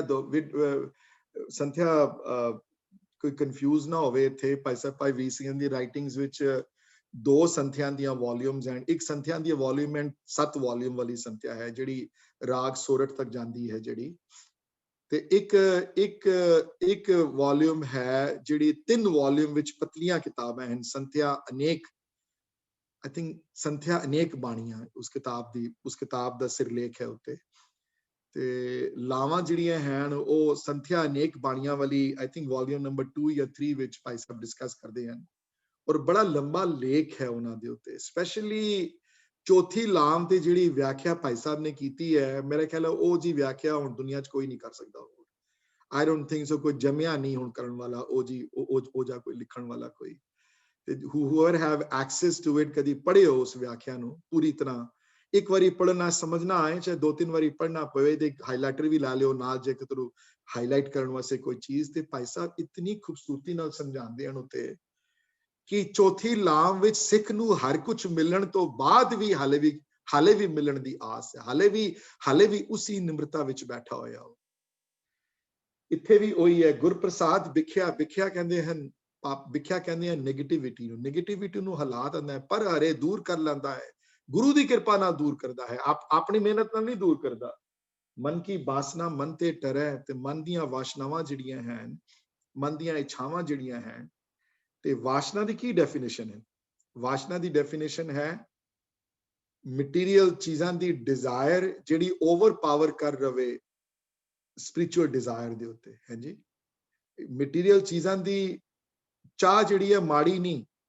It's not wrong to think about buying a bigger house. It's not wrong to think about buying a bigger car or living in a better condition. What's wrong is if that becomes the only objective in your life, then that becomes bad. तो ਜਦੋਂ ਵਾਸ਼ਨਾ ਤਾਂ ਬਣ ਜਾਂਦੀਆਂ ਹਨ ਜਦੋਂ ਬਾਕੀ ਚੀਜ਼ ਪ੍ਰਮਾਤਮਾ ਦਾ ਨਾਮ ਜਦੋਂ ਪਿੱਛੇ ਰਹਿ ਜਾਵੇ, ਜਦੋਂ ਤਾਂ ਵਾਸ਼ਨਾ ਦਾ ਰੂਪ ਲੈ ਲੈਂਦਾ ਹੈ, ਫਿਰ ਉਹਨੂੰ ਹੋਰ ਚਾਹੀਦਾ, ਉਸਨੂੰ ਹੋਰ ਚਾਹੀਦਾ ਉਸਨੂੰ। ਮਨ ਕੀ ਬਾਸਨਾ ਮਨ ਤੇ ਟਰੈ, ਮਨ ਦੀ ਵਾਸ਼ਨਾ ਫਿਰ ਮਨ ਤੇ ਟਰੈ, ਉਹ ਦੂਰ ਕਰ ਲੈਂਦਾ ਹੈ ਉਸ ਚੀਜ਼ ਤੋਂ ਦੂਰ ਕਰ ਲੈਂਦਾ ਹੈ ਆਪਣੇ ਆਪ ਨੂੰ। ਤੇ ਇੰਦਰੀ ਜਿੱਤ ਪੰਚ ਦੋਖ ਤੇ ਰਹਿਤ, ਇੰਦਰੀ ਗਿਆਨ ਇੰਦਰੀਆਂ ਤੋਂ ਜਿੱਤ ਲੈਂਦਾ ਹੈ ਉਹਨੂੰ। ਕੰਨਾਂ ਤੇ ਕਾਬੂ ਹੈ, ਅੱਖਾਂ ਤੇ ਕਾਬੂ ਹੈ, ਨੱਕ ਤੇ ਕਾਬੂ ਹੈ, ਸਰੀਰ ਤੇ ਕਾਬੂ ਹੈ, ਇੰਦਰੀਆਂ ਦੇ ਉੱਤੇ ਕਾਬੂ ਹੈ, ਗਿਆਨ ਇੰਦਰੀਆਂ ਤੇ ਕਾਬੂ ਹੈ, ਤੇ ਪੰਚ ਦੋਖ ਤੇ ਰਹਿਤ, 5 ਜਿਹੜੇ ਚੋਰ ਜਿਹੜੇ ਹਨ, ਜਿਹੜੇ ਕਾਮ ਕ੍ਰੋਧ ਲੋਭ ਮੋਹ ਅਹੰਕਾਰ, ਉਹਨਾਂ ਤੋਂ ਦੂਰ ਹੈ, ਤੇ 5 ਇੰਦਰੀਆਂ ਤੇ ਕਾਬੂ ਹੈ। ਇਹ ਕੋਈ ਆਸਾਨ ਨਹੀਂ ਹੈ ਕਰਨਾ, ਇਹ ਜੋਕ ਨਹੀਂ ਹੈ, ਕੋਈ ਮਿਠਾਈ ਨਹੀਂ ਹੈ ਕਿ ਰਾਤੀ ਖਾਦੀ ਤੇ ਸਵੇਰੇ ਮਿਠਾ ਆ ਗਿਆ ਦਾ ਸਵਾਦ। ਇਹ ਪ੍ਰੋਸੈਸ ਹੈ, ਔਰ ਇਹ ਪ੍ਰੋਸੈਸ ਸ਼ੁਰੂ ਹੁੰਦਾ ਹੈ ਜੁੜੀਆਂ ਦੀ ਸੰਗਤ ਵਿੱਚ ਜਾ ਕੇ। ਪ੍ਰੋਸੈਸ ਸ਼ੁਰੂ ਹੁੰਦਾ ਹੈ ਕਿਸੇ ਬ੍ਰਹਮ ਗਿਆਨੀ ਦੀਆਂ ਲਿਖਤਾਂ ਨੂੰ ਪੜ੍ਹ ਕੇ। ਇਹ ਪ੍ਰੋਸੈਸ ਸ਼ੁਰੂ ਹੁੰਦਾ ਹੈ ਗੁਰੂ ਦੀ ਕਲੋਜ਼ਨੈਸ ਤੋਂ, ਪ੍ਰੋਸੈਸ ਸ਼ੁਰੂ ਹੁੰਦਾ ਹੈ ਸਾਰਾ। ਇੰਦਰੀ ਜੀਤ ਪੰਚ ਦੋਖ ਤੇ ਰਹਿ, ਤੇ ਨਾਨਕ ਆਪੇ ਹੀ ਕਹਿ ਗਿਆ, ਸ਼ੁਕਰ ਹੈ ਮੈਨੂੰ ਨਹੀਂ ਕਿਸੇ ਹੋਰ ਨੂੰ ਨਹੀਂ ਕਹਿਣਾ ਪਿਆ, ਨਾਨਕ ਕੋਟ ਮਧੇ ਕੋ ਐਸਾ ਪਰਸ, ਕੋਈ ਕਰੋੜਾਂ ਚੋਂ ਇੱਕ, ਕੋਈ ਲੱਖਾਂ ਚੋਂ ਇੱਕ ਹੈ ਜਿਹਦੇ ਉੱਤੇ ਇਹੋ ਜਿਹੀ ਅਵਸਥਾ ਜਿਹਨੂੰ ਪ੍ਰਾਪਤ ਹੋਈ ਹੈ। ਉਹਨਾਂ ਬ੍ਰਹਮ ਗਿਆਨੀਆਂ ਦੇ ਨਾਮ ਜਦੋਂ ਅਗਲੀਆਂ ਪੰਥ ਆਵਾਂਗੇ ਤੇ ਭਾਈ ਗੁਰਬਖਸ਼ ਸਿੰਘ ਬਾਰੇ ਗੱਲ ਕਰਾਂਗਾ, ਉਹਨਾਂ ਬਾਰੇ। ਜਦੋਂ ਉਹਨਾਂ ਨੂੰ ਸੁਨੇਹਾ ਭੇਜਿਆ ਦਸਮ ਪਿਤਾ ਨੇ, ਮਾਤਾ ਯਾਦ ਕਰਦੇ ਹਨ ਤੁਹਾਨੂੰ, ਜਾਓ ਉਹਨਾਂ ਨੂੰ ਦਰਸ਼ਨ ਕਰਾਓ ਜਾ ਕੇ। ਇਤਿਹਾਸ ਵਿੱਚ ਮੈਂ ਡਿਟੇਲ ਮੈਂ ਲੈ ਕੇ ਆਵਾਂਗਾ, ਮੈਂ ਸੂਰਜ ਪ੍ਰਕਾਸ਼ ਤੋਂ ਢੂੰਡਾਂਗਾ ਕਿੱਥੇ ਪੇਜ ਹਨ, ਸੂਰਜ ਪ੍ਰਕਾਸ਼ ਤੋਂ ਪੜ੍ਹ ਕੇ ਸੁਣਾਵਾਂਗਾ ਤੁਹਾਨੂੰ ਬ੍ਰਜ ਵਿੱਚ। ਤੇ ਇਤਿਹਾਸ ਵਿੱਚ ਇਹ ਵੀ ਲਿਖਿਆ ਹੋਇਆ ਕਿ ਜਦੋਂ ਸੁਨੇਹਾ ਲੈ ਕੇ ਗਿਆ ਗੁਰੂ ਕਾ ਸਿੱਖ, ਤੇ ਉਹ ਕਹਿੰਦੇ ਨੇ ਕਿ ਉਹ ਆਲਰੇਡੀ ਤਿਆਰ ਬੈਠੇ ਸਨ। ਜਾਂ ਪਤਾ ਜਾਣ ਹੁੰਦੇ ਨੇ, ਇਹਨਾਂ ਨੂੰ ਸਭ ਪਤਾ ਹੁੰਦਾ ਕੀ ਕਰਨ ਵਾਲੇ, ਕੀ ਨਹੀਂ ਕਰਨ ਵਾਲੇ, ਸਭ ਪਤਾ ਹੁੰਦਾ ਇਹਨਾਂ ਨੂੰ। ਇਹ ਅਵਸਥਾ ਉਹਨਾਂ ਨੂੰ ਮਿਲ ਚੁੱਕੀ ਹੁੰਦੀ ਹੈ, ਉਹਨਾਂ ਨੂੰ ਕਿ ਉਹਨਾਂ ਨੂੰ ਸਭ ਅੰਦਰੋਂ ਪਤਾ ਹੁੰਦਾ ਅੰਦਰੋਂ ਕੀ ਹੋਣ ਵਾਲਾ। ਤੇ ਤਿਆਰ ਬੈਠੇ ਸਨ ਜਦੋਂ ਆਏ ਜਾਣ ਵਾਲੇ ਕਿ ਤੁਸੀਂ ਆਏ ਹੋ, ਮੈਂ ਤਿਆਰ ਹਾਂ ਜਾਣ ਨੂੰ ਜੀ, ਤੁਸੀਂ ਚਲੋ ਵੀ ਕਿੱਥੇ ਜਾਣਾ ਹੈ ਮੈਨੂੰ। ਤੇ ਉਹਨਾਂ ਬਾਰੇ ਮੈਂ I will talk about his life in brief and explain, try to ਕਿ ਕਿਸ ਉੱਚ ਕੋਟि ਦੇ ਆਪ ਬ੍ਰਹਮ ਗਿਆਨੀ ਸਨ। ਇੱਕ ਉਹ ਅਵਸਥਾ ਸੀ ਉਹਨਾਂ ਦੀ ਲਾਈਫ ਵਿੱਚ, ਅਥਰੂ ਆ ਜਾਂਦੇ ਨੇ ਮੈਨੂੰ ਕਹਿੰਦਿਆਂ ਹੈ। ਇੱਕ ਉਹ ਅਵਸਥਾ ਸੀ ਜਦੋਂ ਮਹਾਰਾਜ ਦੇ ਹੁਕਮ ਦੇ ਕੇ ਬੁਲਾਇਆ ਅਨੰਦਪੁਰ ਸਾਹਿਬ, ਮਾਤਾ ਹੀ ਯਾਦ ਕਰਦੇ ਹਨ ਤੁਹਾਨੂੰ। ਤੇ ਜਦੋਂ ਇਹ ਜਿਹੜੇ ਆਗੂ ਜਿਹੜੇ ਮਸੰਦ ਜਿਹੜੇ ਸਨ, ਜਦੋਂ ਇਹਨਾਂ ਦੀ ਤਾਕਤ ਬੜੀ ਵੱਧ ਗਈ, ਜਦੋਂ ਤੇ ਮਸੰਦਾਂ ਦਾ ਸਿਸਟਮ ਦਸਮ ਪਿਤਾ ਨੇ ਦੂਰ ਕੀਤਾ। ਮਸੰਦਾਂ ਦਾ ਸਿਸਟਮ ਜਿਹੜਾ ਦਸਮ ਪਿਤਾ ਦੇ ਉਹਨਾਂ ਦੀ ਲਾਈਫ ਟਾਈਮ ਦੇ ਅੰਦਰ, ਉਹਨਾਂ ਦੀ ਨਿਗਰਾਨੀ ਦੇ ਅੰਦਰ ਮਸੰਦਾਂ ਦਾ ਸਿਸਟਮ ਖਤਮ ਹੋਇਆ। ਤੇ ਇੱਕ ਉਹ ਵੀ ਆਏ ਕਿ ਜਾਓ ਮਸੰਦਾਂ ਨੂੰ ਮੁਸ਼ਕਾਂ ਤੋਂ ਪਕੜ ਕੇ ਲੈ ਕੇ ਆਓ ਸਾਰਿਆਂ, ਤੇ ਮੇਰੇ ਸਾਹਮਣੇ ਹਾਜ਼ਰ ਕਰੋ। ਤੇ ਗੁਰੂ ਕਾ ਸਿੱਖ ਜਦੋਂ ਭਾਈ ਗੁਰਬਖਸ਼ ਸਿੰਘ ਦੇ ਘਰ ਪਹੁੰਚਿਆ, ਉਹੀ ਮਸੰਦ ਸਨ, ਸਾਰੇ ਮਾੜੇ ਤੇ ਨਹੀਂ ਸਨ ਨਾ। ਤੇ ਮੈਨੂੰ ਕਹਿਣ ਲੱਗੇ, ਉਹਨਾਂ ਨੇ ਕਿਹਾ ਨਹੀਂ ਤੁਹਾਡੇ ਨਹੀਂ, ਅਸੀਂ ਤੁਹਾਡੇ ਕੇਸਾਂ ਨੂੰ ਹੱਥ ਨਹੀਂ ਲਾਣਾ, ਅਸੀਂ ਤੁਹਾਡੇ ਹੱਥਾਂ ਨੂੰ, ਸਰੀਰ ਨੂੰ ਹੱਥ ਨਹੀਂ ਲਾਣਾ, ਜੇ ਲਾਇਆ ਤੇ ਕਦੀ ਬੁਰਾ ਹੋਏਗਾ ਬੜਾ। ਤੇ ਉਹਨਾਂ ਨੇ ਕਿਹਾ ਨਹੀਂ ਮੈਂ ਜਾਣਾ ਹੀ ਨਹੀਂ, ਫਿਰ ਮੈਂ ਉਸ ਤਰ੍ਹਾਂ ਹੀ ਜਾਣਾ ਜਿਸ ਤਰ੍ਹਾਂ ਸਾਰੇ ਮਸੰਦ ਜਾਣਗੇ। ਉਹ ਵੀ ਇਤਿਹਾਸ ਹੈ ਸਾਡਾ, ਮੈਂ ਕਦੀ ਸੁਣਾਈ ਪ੍ਰੋਬਬਲੀ ਗੱਲ ਇਹ ਨਹੀਂ ਹੋਣੀ ਤੁਹਾਨੂੰ ਪਹਿਲੇ ਕਦੀ। ਜਦੋਂ ਉਹਨਾਂ ਨੂੰ ਮੁਸ਼ਕਾਂ ਨੂੰ ਪਕੜਿਆ, ਉਹਨਾਂ ਨੂੰ ਵੀ ਭਾਈ ਗੁਰਬਖਸ਼ ਸਿੰਘ ਨੂੰ, ਉਹ ਵੀ ਆਪਣੀ ਮੁਸ਼ਕਾਂ ਨੂੰ ਬੰਦ ਕਰਕੇ ਮਹਾਰਾਜ ਦੇ ਅੱਗੇ ਹਾਜ਼ਰੀ ਲਾਈ। ਮਹਾਰਾਜ ਆਪ ਤੱਕ ਤੋਂ ਥੱਲੇ ਉਤਰ ਕੇ ਉਹਨਾਂ ਨੂੰ ਅੰਗੀਕਾਰ ਕੀਤਾ ਉਹਨਾਂ ਨੂੰ। ਸੋ ਇਹ ਇੱਕ ਗੁਰੂ ਘਰ ਦੀ ਮਰਿਆਦਾ ਰਹੀਆਂ ਸ਼ੁਰੂ ਦੀਆਂ ਕਿ ਬ੍ਰਹਮ ਗਿਆਨੀਆਂ ਦੀ ਇੱਜ਼ਤ, ਉਹਨਾਂ ਦੀ ਵੱਡਿਆਂ ਦੀਆਂ ਇੱਜ਼ਤ, ਵੱਡਿਆਂ ਪ੍ਰਮਾਤਮਾ ਦੇ ਜੁੜਨ ਵਾਲਿਆਂ ਦੀ ਨਿਮਰਤਾ ਜਿਹੜੀ ਹੈ ਇਸ ਘਰ ਚ ਪ੍ਰਵਾਨ ਹੋਈ ਹੈ ਬੜੀ। ਇਹ ਉਸ ਪਰਸ ਦੀ ਸਟੋਰੀ ਹੈ ਇੱਥੇ, ਨਾਨਕ ਕੋਟ ਮਧੇ ਕੋ ਐਸਾ ਪਰਸ। ਤੇ ਇਹ ਜਰਨੀ ਜਿਹੜੀ ਆ ਪਰਸ ਤੋਂ ਸ਼ੁਰੂ ਹੋ ਕੇ ਜੀਵਨ ਮੁਕਤ ਤੇ ਖਤਮ ਹੋਏਗੀ ਜਰਨੀ ਇਹ ਵਾਲੀ। ਪਹਿਲੇ 4 ਜਿਹੜੇ ਹਨ ਹਿੰਦੂ ਮਤ ਵਿੱਚੋਂ ਹਨ, ਫਿਰ ਅਖੀਰ ਵਿੱਚ ਗੁਰਮਤ ਦੀ ਆਪਣੀ ਪਰਸਪੈਕਟਿਵ ਦੇ ਕੇ ਉਸ ਬ੍ਰਹਮ ਗਿਆਨੀ ਦੀ ਅਵਸਥਾ ਨੂੰ ਡਿਫਾਈਨ ਕਰਨਗੇ। ਹਾਂਜੀ, ਐਨੀ ਕੁਐਸਚਨਸ ਜੋ on the first part of ਦੀ ਸੁਖਮਨੀ ਦੀ ਅਸ਼ਟਪਦੀ, ਇਹ ਵਾਲੇ ਪਹਿਲਾ ਜਿਹੜਾ ਪਾਰਟ ਹੈ। There's probably enough time to discuss one more at least, you know. I'll wait for a few seconds to see if anybody has any questions. ਜੀ ਇੱਕ question ਹੈਗਾ ਜੀ। ਦੱਸੋ ਵੀਰ ਜੀ। ਤੁਸੀਂ ਕਿਹਾ ਨਾ ਕਿ ਹੰਬਲ ਦੇ 2 ਟਾਈਪਸ ਹੈਗੇ ਨੇ, ਬੀਇੰਗ ਹੰਬਲ। ਇੱਕ ਤੇ ਬਾਈ ਫੋਰਸ ਹੈ, ਜਿਹੜਾ ਬੰਦਾ ਗਰੀਬ ਹੈ ਉਹਨੂੰ ਤੇ ਕੋਈ ਮਜਬੂਰੀ ਹੈਗੀ, ਉਹ ਤੇ ਹੋਏਗਾ ਹੀ ਹੋਏਗਾ ਹੰਬਲ। ਤੇ ਦੂਜਾ ਜਿਹੜਾ ਹੈਗਾ ਉਹ ਬ੍ਰਹਮ ਗਿਆਨੀ ਟਾਈਪ ਹਿਊਮਿਲਿਟੀ ਹੈਗੀ ਹੈ।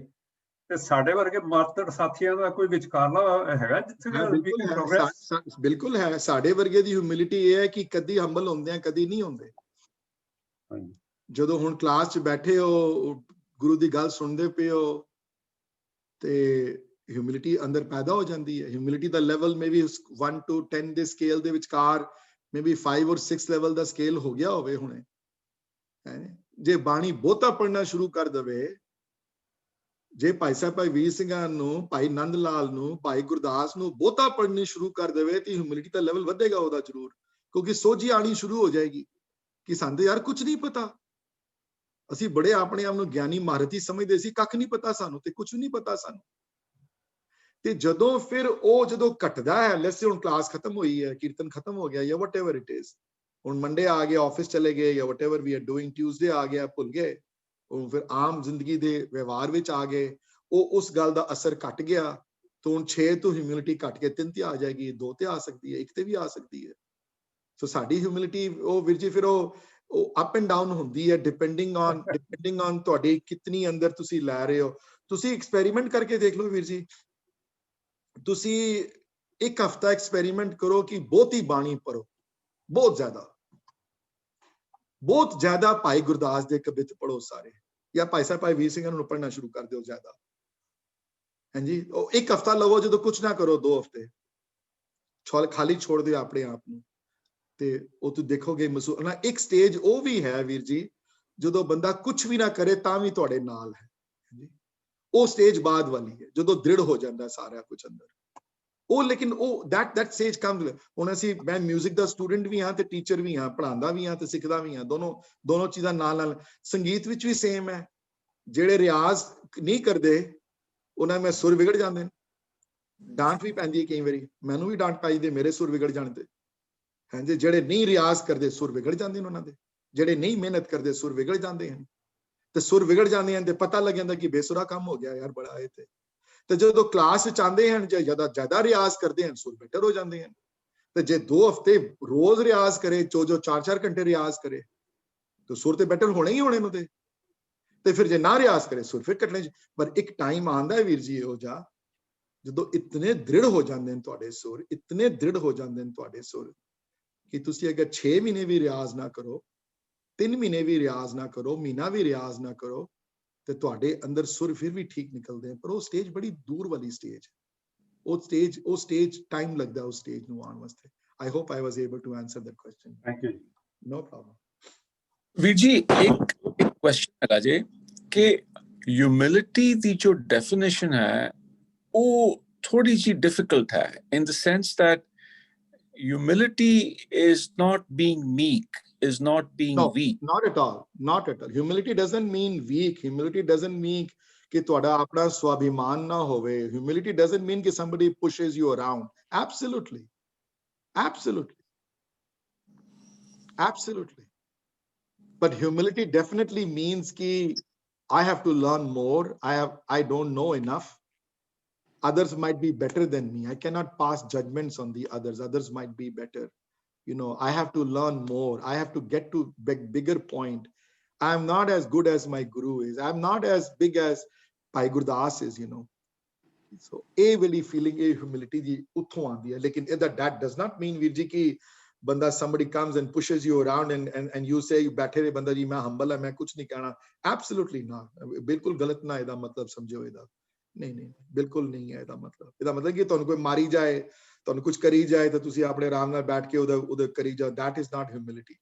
Humility is something that ਅੰਦਰ ਦੀ ਭਾਵਨਾ ਹੈ ਐਂਡ ਵੀਰ ਜੀ ਇਹ ਜਿਹੜੀ ਹਿਊਮਿਲਿਟੀ ਇਤਨਾ ਐਸੈਂਸ਼ੀਅਲ ਇੰਗਰੀਡੀਐਂਟ ਹੈ ਪ੍ਰਮਾਤਮਾ ਦੇ ਜੁੜਨ ਦੇ ਨਾਲ ਇਹ ਬਹੁਤ ਵੱਡਾ ਇੰਗਰੀਡੀਐਂਟ ਹੈ ਔਰ ਇਹ ਇੰਗਰੀਡੀਐਂਟ ਔਰ ਮੈਂ ਇੱਕ ਹੋਰ ਗੱਲ ਕਹਿ ਦਿਆਂ ਮੈਂ ਆਪਣੀ ਲਾਈਫ ਚੋਂ ਮੈਂ I don't know whether I should share this or not with so many people that I don't even know but you know, in my 20s, you know, and my early 30s, which when I started to read Paisa Bhai Veer Singh, I padhna shuru kita dusre aachad nu te by the time I was in 30s, I really thought to myself, you know, wow, I know all this stuff, you know, but this is it, I guess, you know, I mean, wow, I know so much. Ek manch mere manch khayal zarur aaya hai wala ki yaar main inniyan padh gaya, and then I suddenly realized when you start to read more कि यार ते कुछ नहीं पता हाले ਤੁਹਾਨੂੰ ਤੇ you know nothing. You read it and then you say oh ਲੇਕਿਨ ਇੱਕ ਪਹਿਲੇ ਹੁੰਦੀ ਸੀ ਸਟੇਜ ਇੱਕ ਉਹ ਵਾਲੀ ਕਿ ਜਦੋਂ ਇੱਕ ਬੰਦੇ ਇਹ ਮਨ ਚ ਅਹਿਸਾਸ ਹੁੰਦਾ ਸੀ ਮਨ ਵਿੱਚ ਉਸ ਵੇਲੇ ਹਲੇ ਉਹ ਮੈਚੁਰਿਟੀ ਨਹੀਂ ਆਈ ਸੀ ਥਾਟ ਪ੍ਰੋਸੈਸ ਵਿੱਚ ਬੰਦੇ ਨੂੰ ਮੇਰੇ ਮਨ ਚ ਐਟਲੀਸਟ ਜਦੋਂ ਮਨ ਚ ਮੈਨੂੰ ਮਹਿਸੂਸ ਹੁੰਦਾ ਯਾਰ ਹੁਣ ਮੈਨੂੰ ਪਤਾ ਲੱਗ ਗਿਆ ਨਾਮ ਕੀ ਹੈ ਹੁਣ ਮੈਨੂੰ ਪਤਾ ਲੱਗ ਗਿਆ ਸੰਗਤ ਕੀ ਹੈ तो ਅੱਜ ਮੇਰੇ ਕੋਲ ਕੋਈ ਪੁੱਛੇ ਤੇ ਮੈਨੂੰ ਕਹੇ ਕੁਝ ਨਹੀਂ ਪਤਾ ਹਾਂ ਵੱਡੇ ਇਹ ਲਿਖ ਕੇ ਗਏ ਹਨ ਵੱਡੇ ਇਹ ਕਹਿੰਦੇ ਹਨ ਭਾਈ ਕਾਨ ਸਿੰਘ ਨਾਭਾ ਇਹ ਕਹਿੰਦੇ ਹਨ ਭਾਈ ਸਾਹਿਬ ਭਾਈ ਵੀਰ ਸਿੰਘ ਇਹ ਕਹਿੰਦੇ ਹਨ ਭਾਈ ਜੋਤ ਸਿੰਘ ਹੋਰੀ ਕਹਿੰਦੇ ਹਨ ਪਰ ਤੁਸੀਂ ਮੇਰੇ ਕੋਲ ਪੁੱਛੋ ਕੀ ਹੈ ਤੇ ਮੇਰੇ ਆਪਣੇ ਐਕਸਪੀਰੀਅੰਸ ਜਿਹੜੇ ਹਨ ਉਹ ਠੀਕ ਹਨ ਪਰ ਕਹੇ ਕਿ ਇਹੀ ਹੈ ਜਾਂ ਇਹ ਨਹੀਂ ਹੈ ਉਹ ਇਹ ਵੀ ਆਂਦਾ ਹੈ ਇੱਕ ਥਾਟ ਪ੍ਰੋਸੈਸ ਦੀ ਮੈਚੁਰਿਟੀ ਤੋਂ ਯੂ نو ਆਪਣੀ ਪਰ ਹਿਊਮਿਲਿਟੀ ਬਹੁਤ ਐਸੈਂਸ਼ੀਅਲ ਇੰਗਰੀਡੀਐਂਟ ਹੈ ਵੀਰ ਜੀ ਇਹਦੇ ਬਿਨਾ ਅੱਗੇ ਚੱਲਣਾ ਜਿਹੜੇ ਮਨ ਚ ਅੱਗੇ ਹੀ ਬੰਦਾ ਸੋਚ ਲਵੇ ਕਿ ਮੈਂ ਆਪਣੇ ਟੀਚਰ ਤੋਂ ਜ਼ਿਆਦਾ ਜਾਣਦਾ ਹਾਂ ਮੈਂ ਆਪਣੇ ਗੁਰੂ ਤੋਂ ਪੜ੍ਹਿਆ ਲਿਖਿਆ ਹਾਂ ਮੈਂ ਵਕੀਲ ਹਾਂ ਮੈਂ ਡਾਕਟਰ ਹਾਂ ਮੈਂ ਫਲਾਣ ਹਾਂ ਜੀ ਮੈਂ ਇਸ ਤੋਂ ਜ਼ਿਆਦਾ ਸਿਆਣਾ ਮੈਂ ਇਸ ਸਕੂਲ ਚ ਗਿਆ ਹੋਇਆ ਮੈਨੂੰ ਜ਼ਿਆਦਾ ਪਤਾ ਹੈ ਇਸ ਬਾਰੇ ਇਹ ਚੀਜ਼ ਨਹੀਂ ਹੋ ਸਕਦੀ ਕਦੀ ਕਈ ਵਾਰੀ ਕਲਾਸ ਵਿੱਚ ਬੰਦੇ ਆਉਂਦੇ ਹੁੰਦੇ ਨੇ ਤੇ ਕਈ ਵਾਰੀ ਬੜੀ ਹੱਸੀ ਆਉਂਦੀ ਮੈਨੂੰ ਕਈ ਵਾਰੀ ਮੈਨੂੰ ਕਹਿੰਦੇ ਹੁੰਦੇ ਨੇ ਆ ਕੇ ਕਈ ਵਾਰੀ ਵਿਦਿਨ ਦਾ ਕਲਾਸ ਔਰ ਆਫਟਰ ਦਾ ਕਲਾਸ ਐਂਡ ਹੁਣ ਨਹੀਂ ਹੋ ਪਾਉਂਦਾ because it's on zoom but ਜਦੋਂ ਲਾਈਵ ਹੁੰਦੀਆਂ ਸਨ you know ਵੀ ਜੀ ਤੁਸੀਂ ਕਲਾਸ ਇਹ ਗੱਲ ਕਹੀ ਤੇ ਹੈ ਪਰ ਮੇਰੇ ਹਿਸਾਬ ਨਾਲ ਇਹ ਗੱਲ ਠੀਕ ਨਹੀਂ ਹੈ ਮੇਰੇ ਹਿਸਾਬ ਨਾਲ ਨਹੀਂ ਤੇ ਮੈਂ ਪੁੱਛਦਾ ਹਾਂ ਨਾ ਕਿ who are you to comment you know ਤੁਸੀਂ ਕੌਣ ਕਹਿਣ ਵਾਲੇ ਤੁਸੀਂ ਕੌਣ ਹੋ ਤੁਸੀਂ ਗੁਰੂ ਵਰਗੀ ਸੋਚ ਹੈ ਤੁਹਾਡੀ ਤੁਸੀਂ ਕੌਣ ਸੋਚਣ ਵਾਸਤੇ ਤੁਹਾਨੂੰ ਨਹੀਂ ਬੁਲਾਇਆ ਦਿੱਤੇ ਮੈਂ ਆਪਣੀ ਸੋਚ ਨੂੰ ਪਿੱਛੇ ਰੱਖ ਕੇ ਆਓ ਇਹਦਾ ਮਤਲਬ ਇਹ ਨਹੀਂ ਕਿ ਆਪਣਾ ਦਿਮਾਗ ਨਹੀਂ ਯੂਜ਼ ਕਰਨਾ ਅਕਲ ਵਰਤਣੀ ਹੈ ਆਪਣੀ ਅਕਲ ਵਰਤਣੀ ਹੈ ਪਰ ਅਕਲ ਨੂੰ ਅੱਗੇ ਨਹੀਂ ਰੱਖਣਾ ਗੁਰੂ ਦੇ ਅੱਗੇ ਗੁਰੂ ਤੋਂ ਅੱਗੇ ਨਹੀਂ ਰੱਖਣਾ ਉਸ ਅਕਲ ਨੂੰ And Kanwiji, you want to say something? Sundarji, even I just wanted to refer you, you know, on this कि भाई वीर सिंह जी अपनी writings भी देख लो जो पहले लिखी सन और जो बाद में लिखी कितना फर्क है दोनों च और अपने राइट को आप ही क्रिटिसाइज कर दे बिल्कुल बिल्कुल बिल्कुल बिल्कुल so right and I was going to give that I gave that example even in the Sikhri the talk which मैं किया सी होते कि सिमरदी दी ਤੁਹਾਡੇ ਕੋਲ book है ना वाली पंच ग्रंथि स्टीक That Panch Granthi Steek was written, Didi, 30 years before Santhya was written.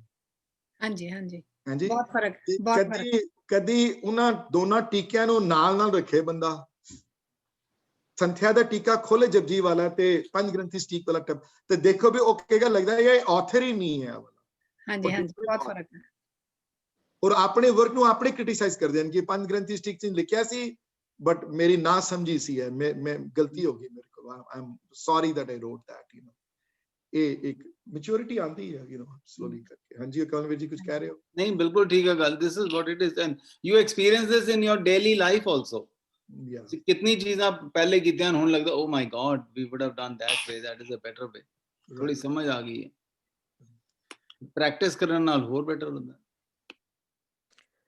ਬੀਜੀ ਸੁਰਿੰਦਰ ਜੀ, ਜਿਵੇਂ ਇਹਨਾਂ ਦੋ ਵੀਰ ਜੀ ਨੇ ਕਿਹਾ ਨਾ ਨਿਮਰਤਾ ਬਾਰੇ, ਜੇ ਜਦੋਂ ਕਦੀ ਤੁਹਾਡੇ ਕੋਲ ਟਾਈਮ ਹੋਵੇ ਇਹਨੂੰ ਜਰਾ ਜ਼ਿਆਦਾ ਐਕਸਪਲੇਨ ਕਰੋਗੇ?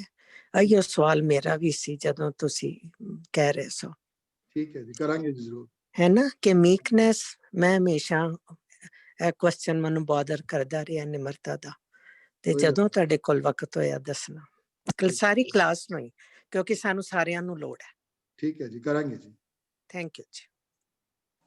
ਮੇਰੇ ਮਨ ਵਿੱਚ ਵਿਚਾਰ ਆ ਰਿਹਾ ਸੀ ਭਾਈ ਬਾਬਾ ਫਰੀਦ ਜੀ ਦਾ ਉਹ ਜਿਹੜਾ ਸ਼ਲੋਕ ਹੈ, ਲਾਸਟ ਸ਼ਲੋਕ, ਜੇ ਤੂੰ ਅਕਲ ਲਤੀਫ ਨਹੀਂ, ਮਤ ਹੁੰਦੀ ਹੋਏ ਇਆਣਾ, ਯਾਰ ਆਣ ਹੁੰਦੇ ਹੋਏ ਨਿਤਾਣਾ।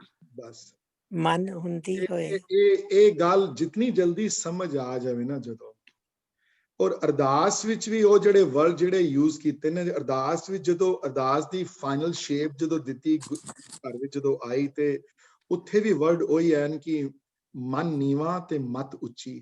ਹੁਣ ਮਨ ਨੀਵਾ ਮਤ ਉੱਚੀ, we can talk about it for the next 2 hours and we'll not get done with that concept, you know, ਲੇਕਿਨ ਔਖਾ ਹੈ ਕਰਨਾ, ਮਨ ਨੂੰ ਨੀਵਾ ਰੱਖ ਕੇ ਮਤ ਨੂੰ ਉੱਚਾ ਕਰ ਲੈਣਾ ਆਪਣੀ, ਲੇਕਿਨ ਮਨ ਫਿਰ ਵੀ ਨੀਵਾ ਰਵੇ। ਕਵਨਵੀਰ ਜੀ from Toronto, you want to say something? Will you share ਕਰੋ ਆਪਣੇ views?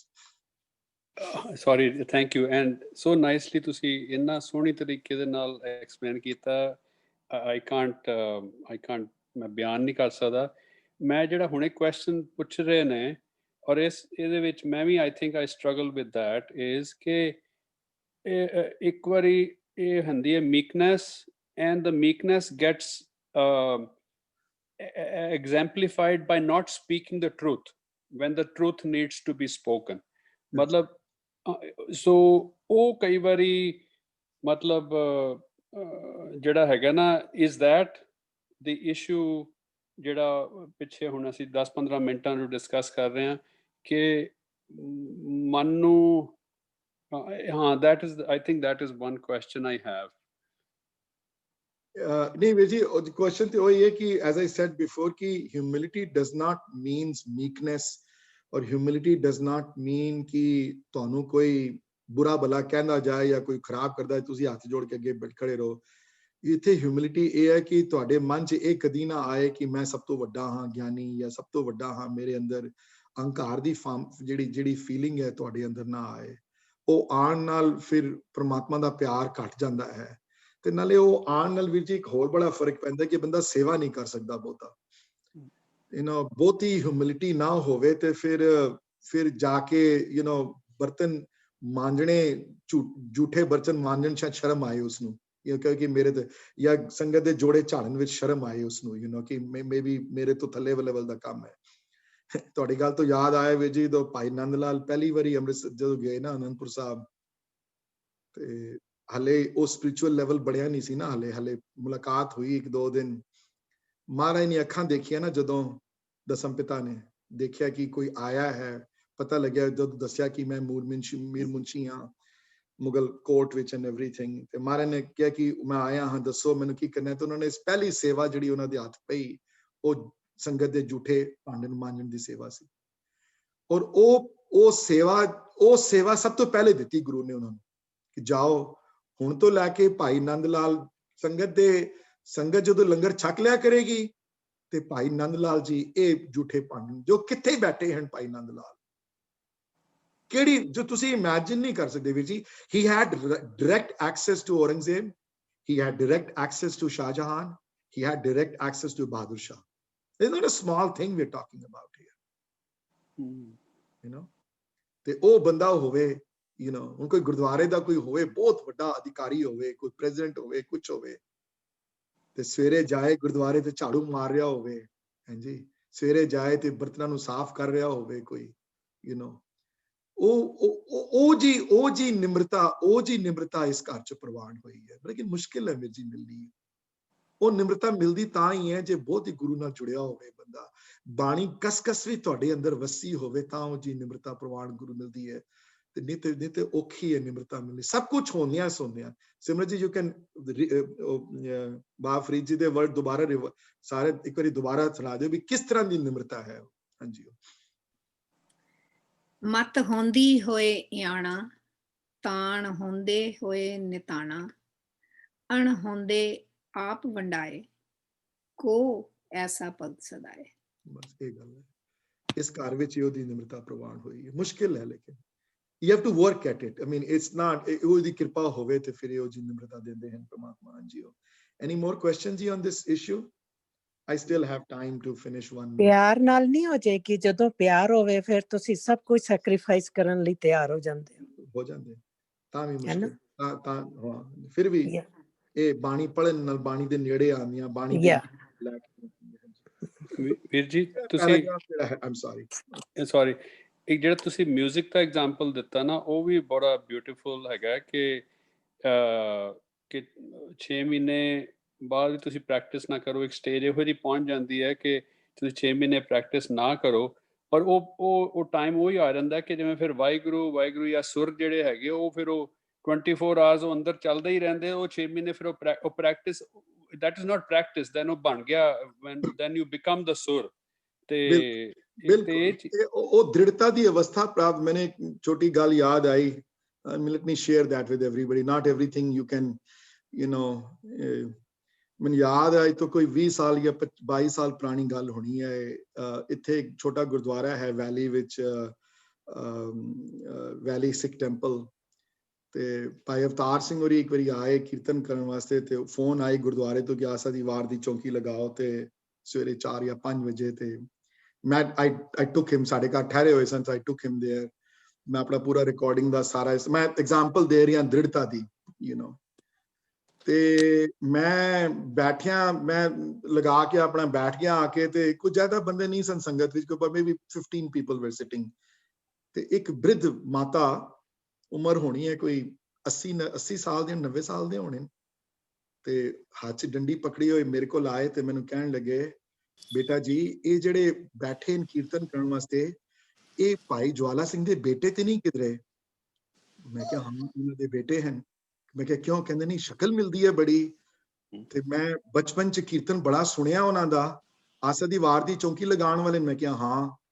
ਤੇ ਕਹਿੰਦੇ ਉਹਨਾਂ ਨੂੰ ਕਹੋ ਜੀ ਇਹ 2 ਸ਼ਬਦ ਪੜਨ ਮੇਰੇ ਵਾਸਤੇ। ਇੱਕ ਸ਼ਬਦ ਹੁਣ ਸਿੱਖਿਆ ਸੀ ਵਰਕਸ਼ਾਪ ਵਿੱਚ, ਉਹ ਇਹ ਪਰਦੇਸੀ ਆ, ਆਸਾਵਰੀ ਮਹੱਲਾ 5ਵਾਂ, ਧਮਾਰ ਵਿੱਚ ਹੈ ਉਹਦੀ ਅਥਾਈ ਉਹਦੀ। ਮੈਂ ਕਿਹਾ ਮੈਂ ਵੀ ਕਦੀ ਸੁਣਿਆ ਨਹੀਂ ਹੈ ਸ਼ਬਦ ਉਹਨਾਂ ਤੋਂ। ਕਹਿੰਦੇ ਨਹੀਂ ਉਹ ਕਹੋ ਕਿ ਇਹ ਸ਼ਬਦ ਪੜਨ। ਇੱਕ ਇਹ ਸ਼ਬਦ ਪੜਨ, 2 ਸ਼ਬਦਾਂ ਦੀ ਰਿਕੁਐਸਟ ਕੀਤੀ। ਇੱਕ ਮਾਝ ਵਾਲੀ ਰੀਤ ਦੀ, ਯਾਦ ਨਹੀਂ ਆ ਰਿਹਾ ਸ਼ਬਦ ਮੈਨੂੰ, ਅਸੀਂ ਗਾਉਂਦੇ ਹਾਂ ਸੂਲਫਾਤ ਚ ਉਹਦੀ, you know। ਨਹੀਂ the other one, ਤੇਰਾ ਮੁਖ ਸੁਹਾਵਾ, ਤੇਰਾ ਮੁਖ ਸੁਹਾਵਾ। Oh my gosh, ਉਹ ਵੀ ਮੈਂ ਸ਼ਬਦ ਸੁਣਿਆ ਨਹੀਂ ਸੀ ਇਹਨਾਂ ਤੋਂ। ਸਾਡੇ ਘਰ ਕਿੰਨੀ ਦੇਰ ਦੀ ਆਰ ਸਨ ਕਿ ਸ਼ਬਦ ਸੁਣੇ ਨਹੀਂ ਸਨ। ਤੇ ਮੈਂ ਕਿਹਾ ਨਹੀਂ ਮੈਂ ਨਹੀਂ ਜਾਂਦਾ ਹੁਣ। ਉਹ ਬੈਠ ਕੇ ਕੀਰਤਨ ਕਰਨ, ਮੇਰੇ 'ਚ ਹਿੰਮਤ ਨਹੀਂ। his eyes are closed, I can't go now and whisper in his ears, I don't have, ਮੇਰੇ 'ਚ ਇੰਨੀ ਹਿੰਮਤ ਨਹੀਂ, I don't have ਕਿ ਮੈਂ। ਕਹਿੰਦੇ ਨਹੀਂ ਤੂੰ ਜਾਓ। ਮੈਂ ਬੜੀ ਮੁਸ਼ਕਿਲ ਨਾਲ ਉੱਠਿਆ ਉੱਥੋਂ, ਤੇ ਉੱਠ ਕੇ ਮੈਂ ਭਾਊ ਜੀ ਕੋਲ ਗਿਆ ਜਿਹੜੀ ਜੋੜੀ ਵਜਾਉਂਦੇ ਹਨ, ਤੇ ਮੈਂ ਉਹਦੇ ਕੰਨਾਂ 'ਚ ਕਿਹਾ ਕਿ ਉਹ ਮਾਈ ਆਈ ਹੈ ਜੀ, ਤੇ ਉਹ ਇਹ ਸ਼ਬਦ ਕਹਿੰਦੀ ਹੈ ਗਾ ਦਿਓ। ਉਹਨਾਂ ਨੇ ਇਹ ਸ਼ਬਦ ਭਾਈ ਜਵਾਲਾ ਸਿੰਘ ਕੋ ਸੁਣੇ, ਤੇ ਮੈਂ ਇੱਕੋ ਹੀ ਸ਼ਬਦ ਦੀ ਰਿਕੁਐਸਟ ਕੀਤੀ ਖਾਲੀ ਦੋਨਾਂ ਚੋਂ। ਮੈਨੇ ਜਸ ਦੀ ਮਾਝ ਵਾਲੀ ਰੀਤ ਦੀ ਕੀਤੀ। ਮੈਂ ਦੂਸਰੇ ਸ਼ਬਦ ਦਾ ਨਾਂ ਹੀ ਨਹੀਂ ਲਿੱਤਾ। ਤੇ ਉਹਨਾਂ ਦੀਆਂ ਅੱਖਾਂ ਬੰਦ ਹਨ। ਮੈਂ ਮਿਊਜ਼ਿਕ ਦੀ ਦ੍ਰਿੜਤਾ ਦੀ ਗੱਲ ਕਰ ਰਿਹਾ। ਉਹ ਅੱਖਾਂ ਨਹੀਂ ਖੋਲੀਆਂ, ਉਹ ਕਿਸੇ ਅਲੱਗ ਜਾਪ ਵਿੱਚ ਹਨ, when he goes into that thing, you know। ਤੇ ਮੈਂ ਭਾਊ ਜੀ ਨੂੰ ਕਿਹਾ, ਤੇ ਭਾਊ ਜੀ ਕਹਿੰਦੇ ਮੈਂ ਨਹੀਂ ਕਹਿਣਾ ਚਾਚਾ ਜੀ ਨੂੰ। ਚਾਚਾ ਜੀ ਬੁਲਾਉਂਦੇ ਸਨ। ਤੁਸੀਂ ਕਹੋ ਮੈਂ ਨਹੀਂ ਕਹਿਣਾ। ਚਾਚਾ ਜੀ ਨੇ ਅੱਖਾਂ ਬੰਦ। ਚਾਚਾ ਜੀ ਹੁਣ ਸ਼ੁਰੂ ਕਰਨ ਵਾਲੇ ਮੰਗਲਾਚਰਨ, you know। ਮੈਂ ਨਹੀਂ ਮੰਗਲਾਚਰਨ ਦੀ, ਮੈਂ ਨਹੀਂ ਕਹਿਣਾ ਕੁਝ ਵੀ। he didn't have that। ਮੇਰੇ ਕਿੱਥੋਂ ਮੇਰੇ ਸਟਰੈਂਥ ਆਈ ਮੇਰੀ ਹੈ, ਤੇ ਮੈਂ ਭਾਈ ਸਾਹਿਬ ਦੇ ਕੰਨਾਂ ਵਿੱਚ ਇਹ ਗੱਲ ਕਹਿ ਦਿੱਤੀ। ਮੈਂ ਭਾਈ ਸਾਹਿਬ ਜੀ ਇਹ ਬ੍ਰਿਧ ਮਾਤਾ ਦੀ ਇੱਕ ਇੱਛਾ ਹੈ ਕਿ ਤੁਸੀਂ ਮਾਝ ਵਾਲੀ ਇਹ ਰੀਤ ਪੜੋ। ਉਹਨਾਂ ਨੇ ਕਿਹਾ ਕਿ ਰੀਤ ਸੁਣੀ ਹੋਈ ਹੈ। ਬਸ ਇਹਨਾਂ ਕਹਿ ਕੇ ਮੈਂ ਬੈਠ ਗਿਆ। ਉਹਨਾਂ ਨੇ ਨਾ ਕੋਈ ਹਾਂ ਕੀਤੀ, ਨਾ ਕੀਤੀ, ਨਾ ਕੋਈ ਇਸ ਗੱਲ ਦਾ ਜ਼ਿਕਰ ਵੀ ਹਾਂਜੀ I understood that or I didn't understand that, ਕੁਛ ਨਹੀਂ, as if he didn't even hear me। I sat down। ਤੇ ਬਾਅਦ ਚ ਮੈਨੂੰ ਪਤਾ ਲੱਗਿਆ ਕਿ ਅੱਧੀ ਆਸਾ ਦੀ ਵਾਰ ਕਰਦੇ ਪਏ, because they wanted only an hour and a half session। Bhai Sahib must have said ਕਿ ਮੈਂ ਪੂਰੇ, ਉਹਨਾਂ ਨੇ ਸੈਕੰਡ ਹਾਫ ਸ਼ੁਰੂ ਕੀਤਾ ਆਸਾ ਦੀ ਵਾਰ ਦਾ, ਤੇ ਪਹਿਲਾ ਸ਼ਬਦ ਗਾਣਾ ਸ਼ੁਰੂ ਕੀਤਾ ਜਿਹੜਾ ਮੈਂ ਕਿਹਾ ਹੀ ਨਹੀਂ ਸੀ ਉਹਨਾਂ ਨੂੰ, ਉਹ ਇਹ ਪਰਦੇਸੀਆ। ਤੇ ਮੈਂ ਕਿਹਾ ਯਾਰ ਇੱਥੇ ਮੈਂ ਕਿਹਾ ਹੀ ਨਹੀਂ ਹੈ ਸ਼ਬਦ, ਨਾ ਮੈਂ ਪਹਿਲੇ ਕਦੀ ਸੁਣਿਆ ਹੈ ਵਾਲਾ ਸ਼ਬਦ ਕਲੀ। I request, and then the second shabad he sang was Maaj wala, ਜਿਹੜੀ ਮੈਂ ਰਿਕੁਐਸਟ ਕੀਤੀ ਸੀ। ਪਹਿਲਾ ਸ਼ਬਦ ਮੈਂ ਕਿਹਾ ਹੀ ਨਹੀਂ। ਕੀਰਤਨ ਖਤਮ ਹੋਇਆ, ਮੈਂ ਕੁਝ ਨਹੀਂ ਕਿਹਾ। ਕੀਰਤਨ ਖਤਮ ਹੋਇਆ, ਉਹਨਾਂ ਨੇ ਕੁਝ ਖਾਦਾ, ਚਾਹ ਪੀਤੀ, ਉਹਨਾਂ ਨੇ ਗੱਲਾਂ ਬਹੁਤਾਂ ਨਹੀਂ ਕਰਦੇ ਸਨ, ਕਾਰ 'ਚ ਬੈਠੇ। I'm driving him to the back home now, then he was to go to do another kirtan, I think at Lancashire, ਦੁਬਾਰਾ ਕੀਰਤਨ ਸੀ ਉਹਨਾਂ ਦਾ। ਤੇ ਕਾਰ 'ਚ ਮੈਂ ਪੁੱਛ ਲਿੱਤਾ ਫਿਰ ਕੁਐਸਚਨ ਹੈ। ਮੈਂ ਕਿਹਾ ਜੇ ਤੁਸੀਂ ਇਜਾਜ਼ਤ ਦਿਓ। ਮੈਂ ਕਿਹਾ ਹਾਂ। ਮੈਂ ਕਿਹਾ ਕਹਿੰਦੇ ਹਾਂ। ਕਹਿੰਦੇ ਮੈਂ ਕਿਹਾ ਨਹੀਂ। ਕਹਿੰਦੇ ਨਹੀਂ। ਮੈਂ ਕਿਹਾ ਇਹ ਸ਼ਬਦ ਤੁਸੀਂ ਲਾਸਟ ਕਦੋਂ ਪੜਿਆ ਸੀ? ਤੇ ਭਾਉ ਜੀ ਕਹਿੰਦੇ ਨੇ ਇਹ ਸ਼ਬਦ ਲਾਸਟ ਅਸੀਂ 32 ਸਾਲ ਪਹਿਲੇ ਪੜਿਆ ਸੀ, 32 years ago। ਉਹ ਇਹ ਪਰਦੇਸੀਆ 32 ਸਾਲ ਪਹਿਲੇ ਦੇ ਰਿਮੈਂਬਰ ਅਰਜਨ ਸਿੰਘ ਬਾਗੜੀਆਂ ਦੇ ਘਰ, ਪੰਜਾਬ ਕਿਤੇ ਚੰਡੀਗੜ੍ਹ, ਉਹਨਾਂ ਦੇ ਘਰ ਕੋਈ ਕੀਰਤਨ ਸਮਾਗਮ ਸੀ। 32 ਸਾਲ ਪਹਿਲੇ ਉਹਨਾਂ ਨੇ ਇਹ ਰੀਤ ਪੜ੍ਹੀ ਉੱਥੇ। 32 ਸਾਲ ਗਾਈ ਨਹੀਂ, ਲੇਕਿਨ 32 ਸਾਲ ਬਾਅਦ ਜਦੋਂ ਹੁਣ ਗਾਈ, ਜਦੋਂ ਤੇ ਰੀਤ ਇਸ ਤਰ੍ਹਾਂ ਗਾਈ ਜਿਸ ਤਰ੍ਹਾਂ ਕਿ ਰੋਜ਼ ਗਾਉਂਦੇ। ਔਰ ਫਿਰ ਚਿਹਰੇ ਤੇ ਕੁਝ ਨਹੀਂ ਹੈ। ਚਿਹਰੇ ਤੇ ਇਹ ਨਹੀਂ ਹੈ ਕਿ ਮੈਂ ਗਾ ਸਕਦਾ ਹਾਂ 32 ਸਾਲ ਬਾਅਦ ਵੀ। ਇੱਕ ਵਾਰੀ ਵੀ ਐਕਨੋਲੇਜ ਹੀ ਨਹੀਂ ਕੀਤਾ ਉਸ ਗੱਲ। ਇਹ ਹਿਊਮਿਲਿਟੀ ਹੈ, ਇਹ ਦ੍ਰਿੜਤਾ ਹੈ, ਇਹ ਅੰਦਰੋਂ ਪ੍ਰਮਾਤਮਾ ਦਿੰਦਾ ਹੈ। ਭਾਉ ਜੀ ਕੋਲ ਪੁੱਛਿਆ ਵੀ ਮੈਂ ਕਿਹਾ ਇਹਨਾਂ ਨੂੰ, ਮੈਂ ਕਿਹਾ ਵੀ ਨਹੀਂ। ਕਹਿੰਦੇ ਨਹੀਂ, ਹੋ ਜਾਂਦਾ ਹੈ ਕਈ ਵਾਰੀ। Maybe he sensed it. You didn't have to say it, he sensed it. So ਇਹ ਹੋ ਜਾਂਦਾ ਹੈ। ਇਹ ਹੁੰਦਾ ਹੈ ਉਹਨਾਂ ਨਾਲ ਜਿਹੜੇ ਜੁੜੇ ਹੋਏ, ਜਿਹੜੇ ਹੁੰਦੇ ਹਨ, ਜਿਹੜੇ ਬਹੁਤਾ ਕੀਰਤਨ ਕਰਦੇ ਹਨ, ਜਿਹੜੇ ਬਹੁਤਾ ਕਰਦੇ ਹਨ। ਇਹ ਮੇਰੇ ਨਾਲ ਤੇ ਜ਼ਿੰਦਗੀ 'ਚ ਆਪ ਵਾਪਰੀ ਹੋਈ ਹੈ ਨਾ ਮੇਰੇ। ਇਹ ਤੇ ਹੱਦ ਬੀਤੀ ਹੈ ਮੇਰੇ ਨਾਲ ਗੱਲ ਹੈ।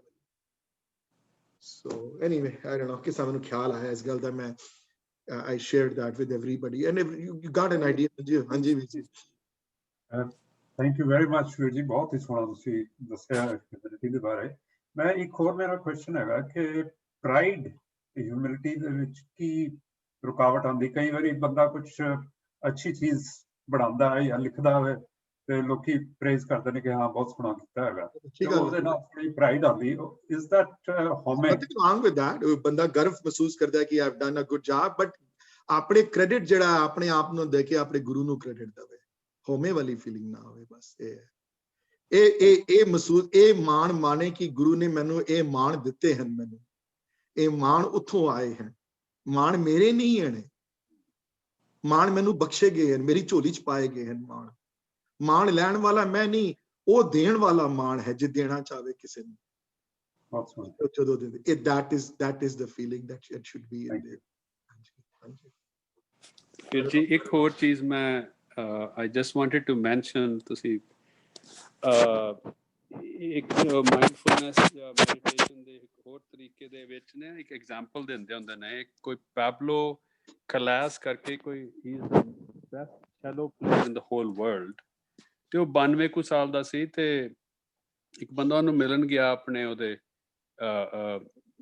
ਘਰ, ਤੇ ਉਹ ਨਾ ਚੈਲੋ ਦੇ ਉੱਤੇ ਜਿਹੜੀ ਬੇਸਿਕ ਸਟ੍ਰਿੰਗਸ ਹੈਗੀ ਸੀ, ਸਾਰੇ ਗਾਮਾ ਪਾ, ਆਪਣੇ ਚੈਲੋ ਦੇ ਉੱਤੇ ਵਜਾ ਰਿਹਾ ਸੀ। ਕਹਿੰਦਾ ਤੂੰ ਕਿਉਂ ਵਜਾ ਰਿਹਾ?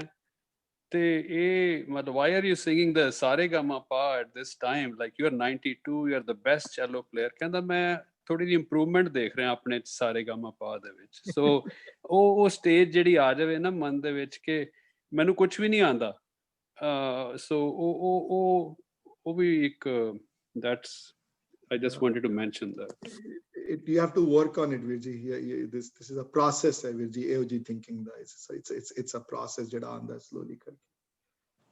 So it's 10:15 right now, so I have 15 more minutes. So let me just start on it, and if we don't finish it, we'll just leave it in the middle though. ਤੇ ਇਹ ਹੁਣ ਅਗਲੀ ਜਿਹੜੀ ਡੈਫੀਨੇਸ਼ਨ ਵੈਸ਼ਨੂ ਦੀ ਆਈ ਹੈ, ਵੈਸ਼ਨੂ ਇੱਥੇ ਵੈਸ਼ਨਵ ਤੋਂ word ਆਇਆ ਹੈ, ਜਿਹੜੇ ਵਿਸ਼ਨੂੰ ਦੇ ਭਗਤ ਹਨ ਜਿਹੜੇ। ਤੇ ਵੈਸ਼ਨਵ ਵਰਡ ਇਹ ਇੱਕ ਲੇਟਰ ਪ੍ਰਥਾ ਚੱਲੀ ਵੈਸ਼ਨਵ ਵਾਲੀ, ਹਾਂਜੀ। ਓਰੀਜਨਲ ਵਿਸ਼ਨੂੰ ਦੇ ਭਗਤਾਂ ਨੂੰ ਭਗਉਤੀ ਕਹਿੰਦੇ ਸਨ, ਉਹ ਅੱਗੇ ਜਾ ਕੇ ਵਰਡ ਆਣਗੇ। ਇਹ ਲੇਟਰ ਜਿਹੜਾ ਪੰਥ ਚੱਲਿਆ ਵੈਸ਼ਨਵਾਂ ਦਾ, ਇਹ ਸਨਾਤਨੀ ਧਰਮ ਹੈ। ਸਨਾਤਨੀ ਧਰਮ ਵਿੱਚ ਮੂਰਤੀ ਪੂਜਾ ਇੰਪੋਰਟੈਂਟ ਹੈ। ਤੇ ਵੈਸ਼ਨਵ ਦਾ ਮਤਲਬ ਇੱਕ ਹੋਰ ਵੀ ਹੈ, ਜਿਹੜੇ ਭਾਈ ਸਾਹਿਬ ਆਪਣੀ ਬੁੱਕ 'ਚ ਲਿਖਦੇ ਹਨ, ਜਿਹੜੇ ਵੈਜੀਟੇਰੀਅਨ ਜਿਹੜੇ ਮਾंस ਨਹੀਂ ਖਾਂਦੇ, ਉਹਨਾਂ ਨੂੰ ਵੀ ਵੈਸ਼ਨੂ ਕਿਹਾ ਜਾਂਦਾ ਹੈ। ਛੋਟੇ ਹੁੰਦੇ ਕਹਿੰਦੇ ਨੇ ਵੈਸ਼ਨੂ ਹੈ ਜੀ ਬੜਾ। ਵੈਸ਼ਨੂ ਮਤਲਬ ਕਿ ਵੈਸ਼ਨਵ ਹੈ ਤੇ ਨਹੀਂ ਖਾਂਦੇ ਮਾंस, ਤੇ ਹੁਣ ਉਸ ਵੈਸ਼ਨੋ ਦੀ ਉਸ ਅਸਲੀ ਵੈਸ਼ਨਵ ਦੀ ਗੁਰਮਤ ਅਨੁਸਾਰ ਡੈਫੀਨੇਸ਼ਨ ਦਿੰਦੇ ਹਨ, ਵੈਸ਼ਨੋ ਜੋ ਜਿਸ ਉੱਪਰ ਸੋ ਪ੍ਰਸੰਨ। ਅਸਲੀ ਭਗਤ ਉਹ ਹੈ ਜੇ ਇਹ ਨਹੀਂ ਜਾਣਦਾ ਕਿ ਮੈਂ ਕਿਤਨੀ ਭਗਤੀ ਕੀਤੀ ਹੈ, ਜਿਹਦੇ ਉੱਤੇ ਜਦੋਂ ਉਹਦੀ ਖੁਸ਼ੀ ਜਿਹਦੇ ਉੱਤੇ ਹੋਏ, ਪ੍ਰਮਾਤਮਾ ਦੀ ਨਜ਼ਰ ਜਿਹਦੇ ਉੱਤੇ ਹੋਵੇ, ਜਿਹਦੇ ਉੱਤੇ ਉਹਦੀ ਖੁਸ਼ੀ ਹੋਵੇ, ਉਹ ਜਦੋਂ ਖੁਸ਼ ਹੋ ਜਾਏ ਤੁਹਾਡੇ ਤੋਂ, ਤੇ ਸਮਝ ਲਓ ਤੁਸੀਂ ਵੈਸ਼ਨੋ, ਤੁਸੀਂ ਭਗਤ ਬਣ ਗਏ ਹੋ। ਤੇ ਉਹ ਕਿਸ ਤਰ੍ਹਾਂ ਪਤਾ ਲੱਗਦਾ ਕਿ ਉਹ ਖੁਸ਼ ਹੋ ਗਿਆ ਤੁਹਾਡੇ ਤੇ? ਇਹ ਕੁਆਲਿਟੀਆਂ ਤੁਹਾਡੇ ਚ ਆਣੀਆਂ ਸ਼ੁਰੂ ਹੋ ਜਾਂਦੀਆਂ, ਕੰਪੈਸ਼ਨ ਤੁਹਾਡੇ ਨੈਚੁਰਲੀ ਆਣੀ ਸ਼ੁਰੂ ਹੋ ਜਾਂਦੀ ਹੈ, ਦੂਸਰਿਆਂ ਦੇ ਦੁੱਖ ਦੂਰ ਕਰਨ ਦੀ ਇੱਛਾ ਤੁਹਾਡੇ ਚ ਪੈਦਾ ਸ਼ੁਰੂ ਹੋ ਜਾਂਦੀ ਹੈ, ਸੇਵਾ ਕਰਨ ਦਾ ਚਾਹ ਤੁਹਾਡੇ ਚ ਪੈਦਾ ਆਣਾ ਸ਼ੁਰੂ ਹੋ ਜਾਂਦਾ ਹੈ, ਝੂਠ ਤੁਸੀਂ ਘੱਟ ਬੋਲਣਾ ਸ਼ੁਰੂ ਕਰ ਦਿੰਦੇ ਹੋ, ਨਿੰਦਿਆ ਤੁਸੀਂ ਘੱਟ ਕਰਨੀ ਸ਼ੁਰੂ ਕਰ ਦਿੰਦੇ ਹੋ, ਸਟ੍ਰੈਸ ਲਾਈਫ ਵਿੱਚ ਘੱਟ ਹੋ ਜਾਂਦੀ ਹੈ, ਗੁੱਸਾ ਘੱਟ ਆਉਂਦਾ ਹੈ ਪਹਿਲੇ ਨਾਲੋਂ, ਜਿੰਨਾ ਪਹਿਲੇ ਗੁੱਸਾ ਆਉਂਦਾ ਸੀ ਉਸ ਨਾਲੋਂ ਘੱਟ ਜਾਂਦਾ ਹੈ। ਇਹ ਸਾਰੀਆਂ ਜਿਹੜੇ ਲੱਛਣ ਜਿਹੜੇ ਹਨ ਤੁਹਾਡੇ ਅੰਦਰ ਆਣੇ ਸ਼ੁਰੂ ਹੋ ਜਾਣ ਤੇ ਸਮਝ ਲਓ ਪ੍ਰਮਾਤਮਾ ਤੁਹਾਡੇ ਤੇ ਖੁਸ਼ ਹੋ ਰਿਹਾ। ਇਹ ਲੱਛਣ ਹਨ, ਇਹ ਭਗਤਾਂ ਦੇ ਲੱਛਣ ਹਨ ਜਿਹੜੇ ਵੈਸਨੋ ਸੋ ਜਿਸ ਉੱਪਰ ਸੋ ਪ੍ਰਸੰਨ ਕਿ ਬਿਸਨ ਕੀ ਮਾਇਆ ਤੇ ਹੋਏ ਭਿੰਨ ਮਤਲਬ ਅਲੱਗ। ਜਦੋਂ ਦੂਸਰੀਆਂ ਅਟਰੈਕਸ਼ਨ ਉਤਨੀਆਂ ਸੋਹਣੀਆਂ ਨਾ ਲੱਗਣ ਪੈਣ, ਜਦੋਂ ਦੂਸਰੀਆਂ ਚੀਜ਼ਾਂ ਦੀਆਂ ਅਟਰੈਕਸ਼ਨ ਘਟ ਕੇ ਸਪਿਰਿਚੁਅਲਿਟੀ ਦੀ ਅਟਰੈਕਸ਼ਨ ਵੱਧ ਜਾਏ, ਜਦੋਂ ਬੰਦੇ ਨੂੰ ਕੀਰਤਨ ਕਰਨਾ ਬੈਟਰ, ਉਹ ਜ਼ਿਆਦਾ ਮਹਿਸੂਸ ਹੋਏ ਕਿ ਮੈਂ ਗਾਵਾਂ ਉਹਦੇ ਗੁਣ ਜ਼ਿਆਦਾ, ਜਾਂ ਭਾਈ ਸਾਹਿਬ ਨੂੰ ਪੜ੍ਹਾਂ, ਭਾਈ ਵੀਰ ਸਿੰਘ ਨੂੰ ਪੜ੍ਹਾਂ, ਜਾਂ ਇਸ ਪਾਸੇ ਜ਼ਿਆਦਾ ਲੱਗਾ ਮੈਂ, ਜਦੋਂ ਇਹ ਕੁਆਲਿਟੀ ਜਦੋਂ ਆਣੀਆਂ ਸ਼ੁਰੂ ਹੋ ਜਾਣ ਤਾਂ ਸਮਝ ਲਓ ਅਸਲੀ ਵੈਸ਼ਨਵ ਹੈ, ਉਹਦੇ ਉੱਤੇ ਪ੍ਰਮਾਤਮਾ ਖੁਸ਼ ਹੋ ਗਿਆ ਹੈ। ਵੈਸ਼ਨੋ ਸੋ ਜਿਸ ਉੱਪਰ ਸੋ ਪ੍ਰਸੰਨ, ਬਿਸਨ ਕੀ ਮਾਇਆ ਪ੍ਰਮਾਤਮਾ ਦੀ ਮਾਇਆ। ਬਿਸਨ ਕਈ ਵਾਰੀ ਵਿਸ਼ਨੂੰ ਵਾਸਤੇ ਵੀ ਆਇਆ ਵਰਡ, ਇੱਥੇ ਪ੍ਰਮਾਤਮਾ ਵਾਸਤੇ ਆਇਆ ਹੈ। ਬਿਸਨ ਕੀ ਮਾਇਆ ਤੇ ਹੋਏ ਭਿੰਨ ਅਲੱਗ, ਦੂਰ, ਅਟਰੈਕਸ਼ਨ ਘਟ ਜਾਵੇ ਜਦੋਂ ਮਟੀਰੀਅਲ ਚੀਜ਼ ਇਨ ਲਾਈਫ ਦੀ, ਤੇ ਕਰਮ ਕਰਤ ਹੋਵੇ ਨਹਿ ਕਰਮ, ਤਿਸ ਵੈਸ਼ਨੋ ਕਾ ਨਿਰਮਲ ਧਰਮ। ਹੁਣ ਇਹ ਬੜਾ ਮੁਸ਼ਕਿਲ ਹੈ, ਕਰਮ ਕਰੇ ਤਾਂ ਵੀ ਨਹਿ ਕਰਮ ਜਾਣੇ, ਕਰਮ ਕਰੇ ਚੰਗੇ ਤੋਂ ਚੰਗਾ ਤਾਂ ਵੀ ਕ੍ਰੈਡਿਟ ਨਾ ਦੇਵੇ ਆਪਣੇ ਆਪ ਨੂੰ, ਵੱਡੀ ਤੋਂ ਵੱਡੀ ਸੇਵਾ ਲੈ ਲਵੇ, ਵੱਡਾ ਤੋਂ ਵੱਡਾ ਕੀਰਤਨੀਆ ਬਣ ਜਾਵੇ, ਵੱਡਾ ਤੋਂ ਵੱਡਾ ਟੀਚਰ, ਵੱਡੇ ਤੋਂ ਵੱਡਾ ਅਹੁਦਾ ਮਿਲ ਜਾਵੇ, ਪਰ ਤਾਂ ਵੀ ਨਹਿ ਕਰਮ ਹੋਵੇ, ਮਤਲਬ ਨਿਰਲੇਪ ਹੋਵੇ, ਉਸ ਤੋਂ ਅਲੱਗ ਹੋਵੇ, ਉਸ ਤੋਂ ਆਪਣਾ ਕ੍ਰੈਡਿਟ ਨਾ ਦੇਵੇ, ਉਸ ਤੋਂ ਕਰਮ ਕਰਕੇ ਵੀ ਨਹਿ ਕਰਮ ਵਾਲੀ ਅਵਸਥਾ ਚ ਹੋਵੇ, ਕਰਮ ਕਰਕੇ ਵੀ ਜਣਾਏ ਨਾ ਮੈਂ ਕੁਝ ਕਰ ਰਿਹਾ।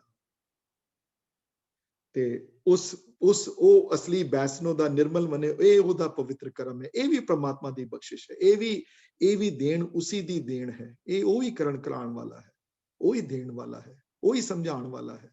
ਜਦੋਂ ਨੇੜੇ ਆਉਂਦਾ ਹੈ, ਅਰਦਾਸ ਰੂਪ ਵਿੱਚ ਜੁੜਦਾ ਹੈ, ਤੇ ਫਿਰ ਇਹ ਉਸ ਬੰਦੇ ਦੇ ਅੰਦਰ ਇਹ ਅਵਸਥਾ ਪ੍ਰਾਪਤ ਹੁੰਦੀਆਂ ਨੇ, ਵਾਲੀਆਂ ਅਵਸਥਾ ਪ੍ਰਾਪਤ ਹੁੰਦੀਆਂ ਨੇ ਸਾਰੀਆਂ। ਤੇ ਆਬਵੀਅਸਲੀ ਜਦੋਂ ਬਹੁਤ ਜ਼ਿਆਦਾ ਇਸ ਪਾਸੇ ਜਦੋਂ ਧਿਆਨ ਚਲਾ ਜਾਏ ਤੇ ਫਿਰ ਦੂਸਰੀਆਂ ਇੱਛਾਵਾਂ ਘਟ ਜਾਂਦੀਆਂ ਨੇ। ਇਹ ਹੁਣ ਨੈਚੁਰਲ ਪ੍ਰੋਗਰੈਸ਼ਨ ਹੈ ਅਗਲੀ ਲਾਈਨ ਤੇ। ਹੁਣ ਆਬਵੀਅਸਲੀ ਇੱਕ ਚੀਜ਼ ਦਾ ਇੰਟਰਸਟ ਬਹੁਤਾ ਵੱਧ ਜਾਵੇ ਤੇ ਉਹ ਭਾਂਡਾ ਤੇ ਉਤਨਾ ਹੀ ਹੈ ਨਾ, ਕੋਲੀ ਤੇ ਉਤਨੀ ਹੀ ਹੈ, ਉਹ ਦੁੱਧ ਕਿੰਨਾ ਕੁ ਪਾਓਗੇ, ਦੁੱਧ ਫਿਰ ਡੁੱਲ ਜਾਏਗਾ ਦੁੱਧ, ਹੈ। ਇੱਕ ਚੀਜ਼ ਪਾਈ ਜਾਓਗੇ ਭਾਂਡਾ ਭਰ ਜਾਂਦਾ। ਜੇ ਉਹਨੂੰ ਹੋਰ ਭਾਂਡੇ 'ਚ ਪਾਣਾ ਹੋਵੇ ਤਾਂ ਪਿਛਲੇ ਭਾਂਡੇ 'ਚ ਚੀਜ਼ ਕੱਢਣੀ ਪੈਂਦੀ ਹੈ, ਤਾਂ ਉਹ ਭਾਂਡਾ ਫਿਰ ਦੁਬਾਰਾ ਭਰਦਾ ਹੈ, ਨਹੀਂ ਤੇ ਕਿੰਜ ਪਾਓਗੇ ਉਸ ਭਾਂਡੇ ਅੰਦਰ। ਤੇ ਅਗਲੀ ਲਾਈਨ ਬੜੀ ਨੈਚੁਰਲ ਪ੍ਰੋਗਰੈਸ਼ਨ ਹੈ। ਜਦੋਂ ਇਤਨਾ ਇੰਟਰਸਟ ਇਸ ਪਾਸੇ ਵੱਧ ਗਿਆ, ਫਿਰ ਕਾਹੂ ਫਲ ਕੀ ਇੱਛਾ ਨਹੀਂ ਬਾਂਚੇ, ਨਹੀਂ ਹੈ ਉਹਨੂੰ ਕੋਈ ਇੰਟਰਸਟ, ਨਹੀਂ ਹੈ ਪੋਲਿਟਿਕਸ ਕੋਈ ਇੰਟਰਸਟ ਉਹਦਾ, ਨਹੀਂ ਹੈ ਦੂਸਰੇ ਪਾਸੇ ਕੋਈ ਇੰਟਰਸਟ, ਨਹੀਂ ਹੈ ਝੂਠ ਬੋਲਣ 'ਚ ਕੋਈ ਇੰਟਰਸਟ, ਨਹੀਂ ਹੈ ਕੁਝ ਉਹਨੂੰ ਅਦਰ ਥਿੰਗਸ 'ਚ ਉਹਨੂੰ ਪਤਾ ਲੱਗਿਆ ਅਸਲੀ ਕਿਹੜੀ ਚੀਜ਼ ਹੈ, ਨਹੀਂ ਜਾਂਦਾ ਉਹਦਾ ਮਨ ਇੱਧਰ ਉੱਧਰ। ਕਾਹੂ ਫਲ ਕੀ, ਕਿਸੇ ਫਲ ਦੀ ਇੱਛਾ ਨਹੀਂ ਬਾਂਚਦਾ ਕਿ ਮੈਨੂੰ ਇਹ ਮਿਲ ਜਾਏ, ਮੈਨੂੰ ਉਹ ਮਿਲ ਜਾਏ, ਜੋ ਮਿਲਣਾ ਸੀ ਠੀਕ ਹੈ, ਸਮਝ ਗਿਆ ਉਹ ਆਪਣੀ ਗੱਲ। ਹੁਣ ਕੇਵਲ ਭਗਤ ਕੀਰਤਨ ਸੰਗ੍ਰਾਹ 'ਚ ਹੈ, ਇਹ ਇੱਕ ਉੱਚੀ ਅਵਸਥਾ ਹੈ। ਇੱਥੇ ਵੀ ਕੀਰਤਨ ਬਾਰੇ ਵਰਡ ਆਏ ਹਨ, ਸੁਖਮਨੀ ਸਾਹਿਬ ਬੜੀ ਵਾਰੀ ਕੀਰਤਨ ਬਾਰੇ ਵਰਡ ਆਏ ਹਨ, ਪਰ ਇੱਥੇ ਇਹ ਕੀਰਤਨੀਏ ਬੜੇ ਵਰਡ ਯੂਜ਼ ਕਰਦੇ ਹਨ। ਮੈਂ ਵੀ ਜਦੋਂ ਕੀਰਤਨ ਬਾਰੇ ਕੁਝ ਲਿਖਣਾ ਹੋਵੇ ਜਾਂ ਪੜ੍ਹਨਾ ਹੋਵੇ ਜਾਂ ਕੁਝ ਸਮਝਾਉਣਾ ਹੋਵੇ ਤੇ ਇਹ ਲਾਈਨਾਂ ਅਸੀਂ ਵੀ ਬੜੀਆਂ ਕੋਟ ਕਰਦੇ ਹਾਂ ਕਿ ਕੇਵਲ ਭਗਤ ਕੀਰਤਨ ਸੰਗ੍ਰਾਹ 'ਚ। ਗਾਵਣੇ ਵਿੱਚ ਜਿਹੜੀ ਇਮੋਸ਼ਨ ਹੈ ਗਾਣ ਵਿੱਚ, ਕੱਲ I was teaching Virji yesterday, and if you are there Virji, you can join in and you can speak 2 words on it if you're still listening. ਤੇ ਕਹਿਣ ਲੱਗੇ ਮੈਨੂੰ ਕਿ ਇੰਨੀ ਦੇਰ ਤੋਂ ਗੁਰਬਾਣੀ ਪੜ੍ਹਦੇ ਪਈਆਂ, ਪਰ ਜਦੋਂ ਹੁਣ ਗਾਣ ਦਾ ਸਿੱਖਿਆ ਨਾ, ਜਦੋਂ ਤੋਂ ਇੱਕ ਅਲੱਗ ਰੰਗ ਹੈ ਉਹਦੇ ਵਿੱਚ ਗਾਣ 'ਚ, ਇਹ ਬਾਣੀ ਦਾ ਇੱਕ ਅਲੱਗ ਰੂਪ ਪ੍ਰਗਟ ਹੁੰਦਾ ਹੈ ਗਾਣ ਵਿੱਚ। ਤੇ ਜਿਹਨੂੰ ਇਸ ਗੱਲ ਦੀ ਮਹਿਸੂਸ ਹੋਵੇ, ਜਿਸ ਨੂੰ ਇਸ ਗੱਲ ਦੀ, ਤੇ ਜੇ ਮਹਿਸੂਸ ਨਾ ਹੋਈ ਹੋਵੇ ਤਦ ਤੱਕ ਨਹੀਂ ਹੋ, ਜਿਹੜਾ ਮਨੂੰ ਗਾ ਰਿਹਾ ਇਸ ਗੱਲ ਨੂੰ। ਅਸੀਂ ਕੀਰਤਨ ਸਿੱਖਦੇ ਹਾਂ ਕਿੰਨੇ ਸਾਲ ਹੋ ਗਏ ਸਾਨੂੰ, ਐਂਡ ਆਈ ਹੈਵ ਰੀਅਲਾਈਜ਼ਡ ਦੈਟ ਕਿ ਬਾਣੀ ਇਨ ਇਟਸੈਲਫ ਜਦ ਤੱਕ ਉਹ ਗਾਇਨ ਰੂਪ 'ਚ ਨਾ ਗਾਈ ਕੀਤੀ ਜਾਵੇ, ਉਹਦਾ ਉਹ ਲੈਵਲ ਆਫ ਸਪਿਰਿਚੁਅਲਿਟੀ, ਉਹ ਲੈਵਲ ਆਫ ਲਵ ਨਹੀਂ ਰੀਚ ਕਰ ਸਕਦੀ। ਚਾਹੇ ਜਿਤਨੇ ਮਰਜ਼ੀ ਟੀਕੇ ਪੜ ਲਓ ਉਹਦੇ ਤੁਸੀਂ, ਡਸਨਟ ਮੈਟਰ। ਜੇ ਦੇਵਗੰਧਾਰੀ ਨੂੰ ਨਹੀਂ ਸਮਝਿਆ, ਜੇ ਕਲਿਆਣ ਵਿੱਚ ਨਹੀਂ ਗਾਇਆ ਉਸਨੂੰ, ਜੇ ਉਹ ਸੁਰ ਲਗਾਉਣ ਦੀ ਤੁਹਾਡੇ 'ਚ ਹਿੰਮਤ ਨਹੀਂ ਹੈ, ਤੇ ਇੱਕ ਬੜੀ ਵੱਡੀ ਚੀਜ਼ ਤੋਂ ਬੰਜਾ ਵਾਂਝਾ ਰਹਿ ਜਾਂਦਾ ਹੈ, ਬੜੀ ਵੱਡੀ ਚੀਜ਼ ਤੋਂ ਅਲੱਗ ਹੋ ਜਾਂਦਾ ਹੈ ਉਸ ਤੋਂ। ਕੇਵਲ ਭਗਤ ਕੀਰਤਨ ਸੰਗ ਰਾਚੈ, ਉਹ ਸਿਰਫ ਪ੍ਰਮਾਤਮਾ ਦੀ ਕੀਰਤੀ ਨਾਲ ਹੀ ਜੁੜਦਾ ਹੈ ਬੰਦਾ। ਇੱਥੇ ਵਰਡ ਕੀਰਤਨ ਆਏ ਹਨ, ਕੀਰਤਨ ਦੇ ਲਿਟਰਲ ਵਰਡ ਮਿਊਜ਼ਿਕ ਦੇ ਨਾਲ ਜੁੜਿਆ ਹੋਇਆ ਹੈ। ਕਈ ਆਥਰ ਨੇ ਕੀਰਤੀ ਵੀ ਲਿਖੀ ਹੈ, ਉਹਦੀ ਪ੍ਰਸ਼ੰਸਾ ਵੀ ਲਿਖੀ ਹੈ, ਜਿਹੜੀ ਮਰਜ਼ੀ ਤਰੀਕੇ ਨਾਲ ਲੈ ਲਓ। ਕਰਮ ਕਰਤ ਹੋਵੇ ਨੇ ਕਰਮ ਤਿਸ ਬੈਸਨੋ ਕਾ ਨਿਰਮਲ ਕਰਮ ਕਾਹੂ ਫਲ ਕੀ ਇੱਛਾ ਨਹੀਂ ਪਾਛੈ। ਕੇਵਲ ਭਗਤ ਕੀਰਤਨ ਸੰਗ ਰਾਚੈ, ਤੇ ਆਬਵੀਅਸਲੀ ਹੁਣ ਇਸ ਅਵਸਥਾ ਦਾ ਪੜਿਆ ਹੋਇਆ ਮਨ ਤਨ ਅੰਤਰ ਸਿਮਰਨ ਗੋਪਾਲ, ਸਭ ਉਪਰ ਹੋਵਤ ਕਿਰਪਾਲ। ਉਹਦੇ ਅੰਦਰ ਫਿਰ ਪ੍ਰਮਾਤਮਾ ਦਾ ਪਿਆਰ, ਉਹਦੇ ਅੰਦਰ ਪ੍ਰਮਾਤਮਾ ਦੀ ਨੀਂਹ ਜਿਹੜੀ ਹੈ ਉਹ ਸਟਰੋਂਗ ਹੋ ਜਾਂਦੀ ਹੈ ਬੜੀ ਅੰਦਰ। ਤੇ ਸਭ ਉਪਰ ਹੋਵਤ ਕਿਰਪਾਲ, ਇਹ ਵੀ ਮੈਂ ਦੱਸ ਦਿਆਂ ਗੱਲ ਕਿ ਇੱਥੇ ਸਿਰਫ ਨਿਰਗੁਣ ਰੂਪ 'ਚ ਨਹੀਂ, ਸਰਗੁਣ ਰੂਪ ਵਿੱਚ ਵੀ, ਸੇਵਾ ਦੇ ਰੂਪ ਵਿੱਚ ਵੀ ਕਿਰਪਾਲ ਹੁੰਦਾ, ਦੂਸਰਿਆਂ ਦੀ ਮਦਦ ਕਰਦਾ ਹੈ। ਹਾਂਜੀ, ਆਪ ਹੀ ਕੀਰਤਨ ਨਹੀਂ ਸਿੱਖਦਾ, ਦੂਸਰਿਆਂ ਦਾ ਹੱਥ ਵੀ ਪਕੜਦਾ। ਆਪ ਬਾਣੀ ਨਹੀਂ ਸਮਝਦਾ, ਦੂਸਰਿਆਂ ਨੂੰ ਵੀ ਸਮਝਾਉਂਦਾ ਹੈ। ਆਪ ਪਾਠ ਨਹੀਂ ਸਿੱਖਦਾ, ਦੂਸਰਿਆਂ ਦਾ ਹੱਥ ਪਕੜ ਕੇ ਉਹਨਾਂ ਨੂੰ ਅੱਗੇ ਲਗਾਉਂਦਾ ਹੈ। ਆਪ ਹੀ ਨਹੀਂ ਕਰਦਾ ਕੰਮ, ਆਪਣਾ ਹੀ ਨਹੀਂ ਸਵਾਰਦਾ ਖਾਲੀ। ਇਹ ਗੁਰਮੁਖ ਦੀਆਂ ਨਿਸ਼ਾਨੀਆਂ ਹਨ, ਇਹ ਪਹੁੰਚੇ ਹੋਏ ਦੀਆਂ ਨਿਸ਼ਾਨੀਆਂ ਹਨ। ਉਹਦੇ ਅੰਦਰ ਪਰਉਪਕਾਰ ਉਹ ਮਾਂ ਹੁੰਦਾ ਹੈ। ਉਹ ਚਾਹੁੰਦਾ ਹੈ ਦੂਸਰੇ ਵੀ ਇਸ ਤਰਫ ਤੁਰਨ, ਉਹ ਚਾਹੁੰਦਾ ਹੈ ਦੂਸਰੇ ਵੀ ਇਸ ਤਰਫ ਅਟਰੈਕਟਡ ਹੋਣ। ਇਹ ਬੈਸਨੋ ਦੀਆਂ ਡੈਫੀਨੇਸ਼ਨ ਦਿੰਦੇ ਹਨ, ਮਨ ਤਨ ਅੰਦਰ ਸਿਮਰਨ ਗੋਪਾਲ। ਅੰਦਰ ਸਿਮਰਨ ਵਰਡ ਨਿਰਗੁਣ ਰੂਪ ਵਾਸਤੇ, ਨਿਰਗੁਣ ਰੂਪ ਪ੍ਰਮਾਤਮਾ ਦਾ ਅੰਦਰੋਂ ਅਧਿਐਨ ਕਰਦਾ ਹੈ, ਅੰਦਰੋਂ ਸੋਚਦਾ ਹੈ, ਅੰਦਰ ਕੰਟੈਂਪਲੇਟ ਕਰਦਾ ਹੈ। ਤੇ ਸਭ ਉੱਪਰ ਹੋਵਤ ਕਿਰਪਾਲ, ਸਰਗੁਣ ਰੂਪ ਵਿੱਚ ਵੀ ਮਦਦ ਕਰਦਾ ਹੈ। ਧੁਲਦਾ ਨਹੀਂ, ਦੁਨੀਆ ਨੂੰ ਛੋੜ ਕੇ ਨਹੀਂ ਜਾਂਦਾ, ਘਰ-ਬਾਰ ਛੋੜ ਕੇ ਜੰਗਲਾਂ ਵਿੱਚ ਜਾ ਕੇ ਵਾਸਾ ਨਹੀਂ ਕਰਦਾ। ਉਹ ਉਸ ਤਰ੍ਹਾਂ ਦਾ ਭਗਤ ਨਹੀਂ ਹੈ, ਉਸ ਤਰ੍ਹਾਂ ਦੇ ਭਗਤ ਨਹੀਂ ਪ੍ਰਵਾਨ ਹੋਏ, ਉਸ ਤਰ੍ਹਾਂ ਦੇ ਭਗਤ ਗੁਰਮਤ ਵਿੱਚ ਪ੍ਰਵਾਨ ਨਹੀਂ ਹੋਏ ਹਨ। ਤੇ ਇਸੇ ਵਾਸਤੇ ਅਗਲੀ ਲਾਈਨ ਦੇਖੋਗੇ ਤੇ ਹੋਰ ਕਲੈਰਿਟੀ ਆ ਜਾਏਗੀ। ਜੇ ਅਗਰ ਕਲੈਰਿਟੀ ਨਹੀਂ ਆਈ ਤੇ ਉਹ ਹੈ ਕਿ ਆਪ ਦ੍ਰਿੜੈ ਅਵਰਾ ਨਾਮ ਦ੍ਰਿੜਾ ਹੋਵੇ। ਬਸ ਇੱਥੇ ਗੁਰਮਤ ਦਾ ਤੇ ਸਨਾਤਨੀ ਧਰਮ ਦਾ ਬਹੁਤ ਵੱਡਾ ਅੰਤਰ ਹੈ, ਬਹੁਤ ਵੱਡਾ ਫਰਕ ਹੈ। ਇੱਥੇ ਟ੍ਰੈਡੀਸ਼ਨਲ ਹਿੰਦੂਇਜ਼ਮ ਦੀ ਥਾਟ ਨਾਲੋਂ ਗੁਰਮਤ ਦੀ ਥਾਟ ਦਾ ਇੱਥੇ ਬਹੁਤ ਵੱਡਾ ਅੰਤਰ ਪੈ ਜਾਂਦਾ ਹੈ, ਬਹੁਤ ਵੱਡਾ ਫਰਕ ਹੈ। ਇੱਥੇ doing for yourself means nothing. Doing for yourself is important. Yes, ਤੁਸੀਂ ਆਪਣੇ ਆਪ ਨੂੰ ਸੁਧਾਰੋ, ਪਰ ਜਦ ਤੱਕ ਤੁਸੀਂ ਦੂਸਰਿਆਂ ਦੀ ਛੁੱਟੀ ਨਹੀਂ ਕੀਤੀ, ਜਿਨੀ ਨਾਮ ਤੇ ਆਇਆ ਗੇ ਮੁਸ਼ੱਕਤ ਕਾਲ, ਨਾਨਕ ਤੇ ਮੁਖ ਉਜਲੇ। ਜਿਨ੍ਹਾਂ ਦੀ ਦੂਸਰਿਆਂ ਦੀ ਛੁੱਟੀ ਨਹੀਂ ਕੀਤੀ, ਅਗਰ ਕੀਤੀ ਛੁੱਟੀ ਨਾਲ, ਅਗਰ ਨਹੀਂ ਕੀਤੀ ਅਗਰ ਨਾਲ, ਤੇ ਉਹਨਾਂ ਦੇ ਮੁਖ ਉਜਲੇ ਨਹੀਂ ਹਨ। ਫਿਰ ਜੇ ਆਪ ਕੀਰਤਨ ਸਿੱਖ ਲਿੱਤਾ, ਜੇ ਆਪ ਪੜ੍ਹਾਈ ਕਰ ਲਿੱਤੀ, ਜੇ ਆਪ ਇਤਿਹਾਸ ਸਮਝ ਗਏ, ਤੇ ਦੂਸਰਿਆਂ ਨੂੰ ਸਮਝਾਇਆ ਹੀ ਨਹੀਂ, ਦੂਸਰਿਆਂ ਦੇ ਵਾਸਤੇ ਕੁਝ ਨਹੀਂ ਕੀਤਾ, ਦੂਸਰਿਆਂ ਦੇ ਵਾਸਤੇ ਟਾਈਮ ਨਹੀਂ ਸਪੈਂਡ ਕੀਤਾ, ਨਹੀਂ ਤੁਸੀਂ ਉਹਨਾਂ ਨਹੀਂ ਕਰ ਸਕੇ ਅੱਗੇ, ਉਹ ਜੇ ਭਗਤ ਪ੍ਰਵਾਨ ਨਹੀਂ ਹੋਏ, ਉਹ ਜੇ ਸੈਲਫਿਸ਼ ਬੰਦੇ ਗੁਰਮਤ ਵਿੱਚ ਪ੍ਰਵਾਨ ਨਹੀਂ ਹੋਏ, ਉਹ ਜੇ ਸੈਲਫਿਸ਼ ਬੰਦਿਆਂ ਦਾ ਗੁਰੂ ਘਰ ਨਾਲ ਕੋਈ ਸੰਬੰਧ ਨਹੀਂ, ਉਹਨਾਂ ਨੂੰ ਨਹੀਂ ਰਿਕਗਨਾਈਜ਼ ਕੀਤਾ ਗਿਆ ਕਿਧਰੇ ਵੀ। ਰਿਕਗਨੀਸ਼ਨ ਉਹਨਾਂ ਨੂੰ ਮਿਲੀ ਹੈ ਜਿਨ੍ਹਾਂ ਨੇ ਦੂਸਰਿਆਂ ਦਾ ਹੱਥ ਪਕੜਿਆ ਹੈ। ਭਾਈ ਨੰਦ ਲਾਲ ਜਦੋਂ ਮਹਾਰਾਜ ਜੋਤੀ ਜੋਤ ਸਮਾਏ, ਜਦੋਂ ਨਾਂਦੇੜ, ਤੇ ਜਦੋਂ ਗਏ, ਜਦੋਂ ਵਿਦਾ ਲਿੱਤੀ, ਜਦੋਂ ਕਿੰਨਾ ਮੁਸ਼ਕਿਲ ਹੋਇਆ ਹੋਣਾ ਜਦੋਂ saying goodbye to his Guru. I can imagine what he must have gone through. ਬੜਾ ਪਿਆਰ ਸੀ ਆਪਸ ਵਿੱਚ, ਰਹਿ ਨਹੀਂ ਸਕਦੇ ਸਨ ਇੱਕ ਦੂਸਰੇ ਤੋਂ। ਤੁਸੀਂ ਕਦੀ ਉਹਨਾਂ ਦਾ ਜ਼ਿੰਦਗੀ ਨਾਮਾ ਪੜ੍ਹ ਕੇ ਦੇਖੋ ਤੇ ਤੁਹਾਨੂੰ ਇੱਕ ਕਲਗੀਧਰ ਪਿਤਾ ਨਾਲ ਉਹਨਾਂ ਦਾ ਪਿਆਰ ਝਲਕੇਗਾ, ਦੇਖੇਗਾ ਵੀ ਕਿੰਨਾ ਡੀਪ ਲਵ ਸੀ ਉਹਨਾਂ ਦਾ ਕਲਗੀਧਰ ਪਿਤਾ ਨਾਲ। I can imagine what he would have gone through saying goodbye to him.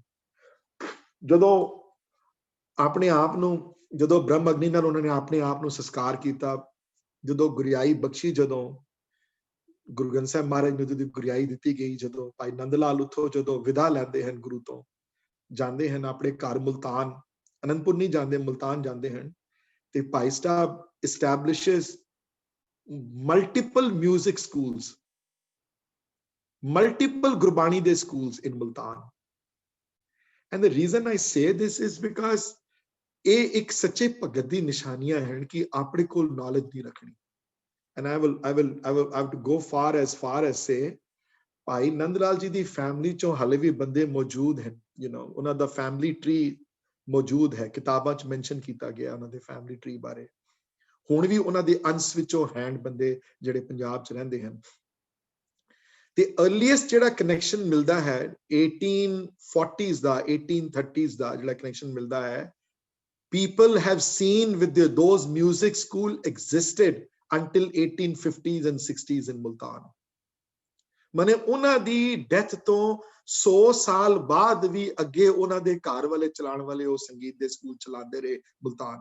ਹੁਣ ਨਹੀਂ ਹੈ, ਹੁਣ ਕੋਈ ਨਹੀਂ ਪ੍ਰੂਫ ਮਿਲਦਾ। 1860s 70s ਤੱਕ ਮਿਲਦੇ ਰਹੇ ਪ੍ਰੂਫ। ਇਹ ਇੱਕ ਗੁਰੂ ਘਰ ਦੀਆਂ ਵਡਿਆਈਆਂ ਹਨ, ਉਹਨਾਂ ਨੂੰ ਮਿਲੀਆਂ ਹਨ, ਉਹਨਾਂ ਨੇ ਅੱਗੇ ਵੰਡਿਆ ਹੈ ਸਾਰਾ, ਉਹਨਾਂ ਨੇ ਆਪਣੇ ਕੋਲ ਨਹੀਂ ਰੱਖਿਆ। ਸੋ ਆਪ ਦ੍ਰਿੜੇ ਅਵਰਾ ਨਾਮ ਦ੍ਰਿੜਾਵੇ, ਇਹ ਔਰ ਮੁਸ਼ਕਿਲ ਹੈ ਕਰਨਾ। ਮੈਨੂੰ ਆਪੇ ਪੜ੍ਹਾਉਂਦਿਆਂ ਗੁਰਦੁਆਰਿਆਂ, ਚੰਨੀ ਦੀਦੀ ਸੁਣਦੇ ਪਿੰਡ ਇੱਥੇ, ਸ਼ੀ ਨੋਜ਼ ਦੈਟ, ਬੜੇ ਸਾਲ ਹੋ ਗਏ ਪੜ੍ਹਾਉਂਦਿਆਂ ਗੁਰਦੁਆਰਿਆਂ 'ਚ। ਬੜੇ ਸਟੂਡੈਂਟਸ ਆਉਂਦੇ ਨੇ ਕਲਾਸ ਵਿੱਚ, ਕਈ ਆਉਂਦੇ ਨੇ ਥੋੜੀ ਦੇਰ ਵਾਸਤੇ, ਕਈ ਆਉਂਦੇ ਨੇ ਹਮੇਸ਼ਾ ਵਾਸਤੇ, ਕਈ 2 4 6 ਹਫ਼ਤੇ ਵਾਸਤੇ ਆਏ, ਕਈ ਸਾਲ ਡੇਢ ਵਾਸਤੇ ਆਏ, ਕਈ ਚਲੇ ਗਏ, ਕਈ ਆ ਗਏ। ਔਰ ਮੈਂ ਕਈ ਵਾਰੀ ਕਹਿੰਦਾ ਹੁੰਦਾ, ਸਭ ਤੋਂ ਮੁਸ਼ਕਿਲ ਕੰਮ ਹੈ ਦੁਨੀਆ ਵਿੱਚ ਕਿਸੇ ਨੂੰ ਪ੍ਰਮਾਤਮਾ ਦੇ ਪਿਆਰ ਬਾਰੇ ਅੱਗੇ ਕਿਸੇ ਨੂੰ ਉਤਸ਼ਾਹ ਦੇਣਾ। ਦੇਖੋ, ਹੋਰ ਕੁਝ ਬੰਦਾ ਕਿਸੇ ਨੂੰ ਬੜਾ ਕੁਝ ਸਿਖਾ ਸਕਦਾ ਹੈ, ਕਿਸੇ ਨੂੰ ਭੰਗੜਾ ਸਿਖਾਉਣਾ ਹੋਵੇ, ਕਿਸੇ ਨੂੰ ਦੂਸਰੇ ਪਾਸੇ ਦੌੜਨਾ ਹੋਵੇ, ਕਿਸੇ ਨੂੰ ਬੁਰਾ ਕੁਝ ਕਰਾਉਣਾ ਹੋਵੇ, ਕਿਸੇ ਨੂੰ ਦੂਸਰੇ ਪਾਸੇ ਇਨਕਰੇਜ ਕਰਨਾ ਹੋਵੇ, ਕੋਈ ਬਹੁਤ ਔਖਾ ਕੰਮ ਨਹੀਂ ਹੈ। ਕਿਸੇ ਨੂੰ ਝੂਠ ਸਿਖਾਉਣਾ ਹੋਵੇ, ਕਿਸੇ ਨੂੰ ਪਾਰਟੀਆਂ ਵਾਲੇ ਪਾਸੇ ਤੋਰਨਾ ਹੋਵੇ, ਕਿਸੇ ਨੂੰ ਸ਼ਰਾਬ ਵਾਲੇ ਪਾਸੇ ਤੋਰਨਾ ਹੋਵੇ, ਕਿਸੇ ਨੂੰ ਸ਼ਰਾਬੀ ਬਣਾਉਣਾ ਹੋਵੇ, ਕੋਈ ਬਹੁਤ ਮੁਸ਼ਕਿਲ ਨਹੀਂ ਹੈ ਕੰਮ, ਕੋਈ ਬਹੁਤ ਮਿਹਨਤ ਨਹੀਂ ਲੱਗਦੀ ਉਹਦੇ 'ਚ। ਪਰ ਇਹ ਮੰਨੋ ਮੇਰੀ ਗੱਲ, ਇਹ ਮੇਰਾ ਜ਼ਿੰਦਗੀ ਦਾ ਅਸਲੀ ਤਜਰਬਾ ਹੈ, ਆਪਣੇ ਪੜ੍ਹਾਇਆ ਹੈ ਮੈਂ ਖੁਦ। ਕਿਸੇ ਨੂੰ ਪ੍ਰਮਾਤਮਾ ਵਾਲੇ ਪਾਸੇ ਤੋਰਨਾ ਹੋਵੇ ਬਹੁਤ ਔਖਾ ਹੈ, ਔਖਾ ਅੰਦਰੋਂ ਤੋਰਨਾ ਹੋਵੇ ਕਿਸੇ ਨੂੰ, ਸਰਫੇਸ ਲੈਵਲ ਦਾ ਨਹੀਂ ਮੈਂ ਕਹਿ ਰਿਹਾ, ਅੰਦਰੋਂ ਪ੍ਰੇਮਾ ਭਗਤੀ ਦਾ ਦਾਨ ਕਿਸੇ ਨੂੰ ਦਵਾਉਣਾ ਹੋਵੇ, ਜਾਂ ਉਹ ਜੀ ਅਰਦਾਸ ਕਰਨੀ ਹੋਵੇ, ਜਾਂ ਅੰਦਰੋਂ ਪ੍ਰਮਾਤਮਾ ਦਾ ਪਿਆਰ ਅੰਦਰੋਂ ਉਜਾਗਰ ਕਰਨਾ ਹੋਵੇ ਕਿਸੇ ਅੰਦਰ, ਉਹ ਬਹੁਤ ਮੁਸ਼ਕਿਲ ਹੈ। ਕਿਸੇ ਨੂੰ ਕਰਾਉਣਾ ਵੀ ਮੁਸ਼ਕਿਲ ਹੈ ਤੇ ਕਰਨਾ ਵੀ ਔਖਾ ਹੈ, ਬੜਾ ਡਿਫਿਕਲਟ ਹੈ ਬੜਾ। ਕਿਸੇ ਦੂਸਰੇ ਨੂੰ ਇਸ ਪਾਸੇ ਲਗਾਉਣਾ ਹੋਵੇ, ਧੰਨ ਹਨ ਜਿਹੜੇ ਲਗਾਉਂਦੇ ਹਨ, ਕੋਸ਼ਿਸ਼ ਕਰਦੇ ਹਨ ਜਿਹੜੇ, ਔਰ ਸਕਸੈਸ ਰੇਸ਼ੀਓ ਵੀ ਬੜੀ ਘੱਟ ਹੈ। ਆਪ ਦ੍ਰਿੜੇ ਅਵਰਾ ਨਾਮ ਦ੍ਰਿੜਾਵੇ ਦੀ ਸਕਸੈਸ ਰੇਸ਼ੀਓ ਬਹੁਤ ਘੱਟ ਹੈ, ਲੈਸ ਦੈਨ 2% ਹੈ ਮੇਰੇ ਐਕਸਪੀਰੀਅੰਸ ਦੇ ਹਿਸਾਬ ਦੇ ਨਾਲ, ਬਹੁਤ ਘੱਟ। 100 ਬੰਦਿਆਂ ਚੋਂ ਇੱਕ ਹੁੰਦਾ, ਕੋਈ 200 ਚੋਂ ਕੋਈ 1 ਜਾਂ 2 ਹੁੰਦੇ ਨੇ। ਕੀਰਤਨ ਬੜੇ ਸਿੱਖਦੇ ਹਨ, ਬਾਣੀ ਬੜੇ ਪੜ੍ਹਦੇ ਹਨ, ਲੇਕਿਨ ਉਹਦੇ ਨਾਲ ਜੁੜਨ ਵਾਲੇ, ਉਹਨੂੰ ਸੱਚਾ ਪਿਆਰ ਕਰਨ ਵਾਲੇ ਬਹੁਤ ਘੱਟ ਹਨ। ਮੁਸ਼ਕਿਲ ਹੈ ਕਰਨਾ, ਕਿਉਂਕਿ ਇਹਦੇ ਵਿੱਚ ਮਿਹਨਤ ਲੱਗਦੀ ਹੈ ਬੜੀ, ਉਹਦੀ ਕਿਰਪਾ ਵੀ ਬੜੀ ਚਾਹੀਦੀ ਹੈ।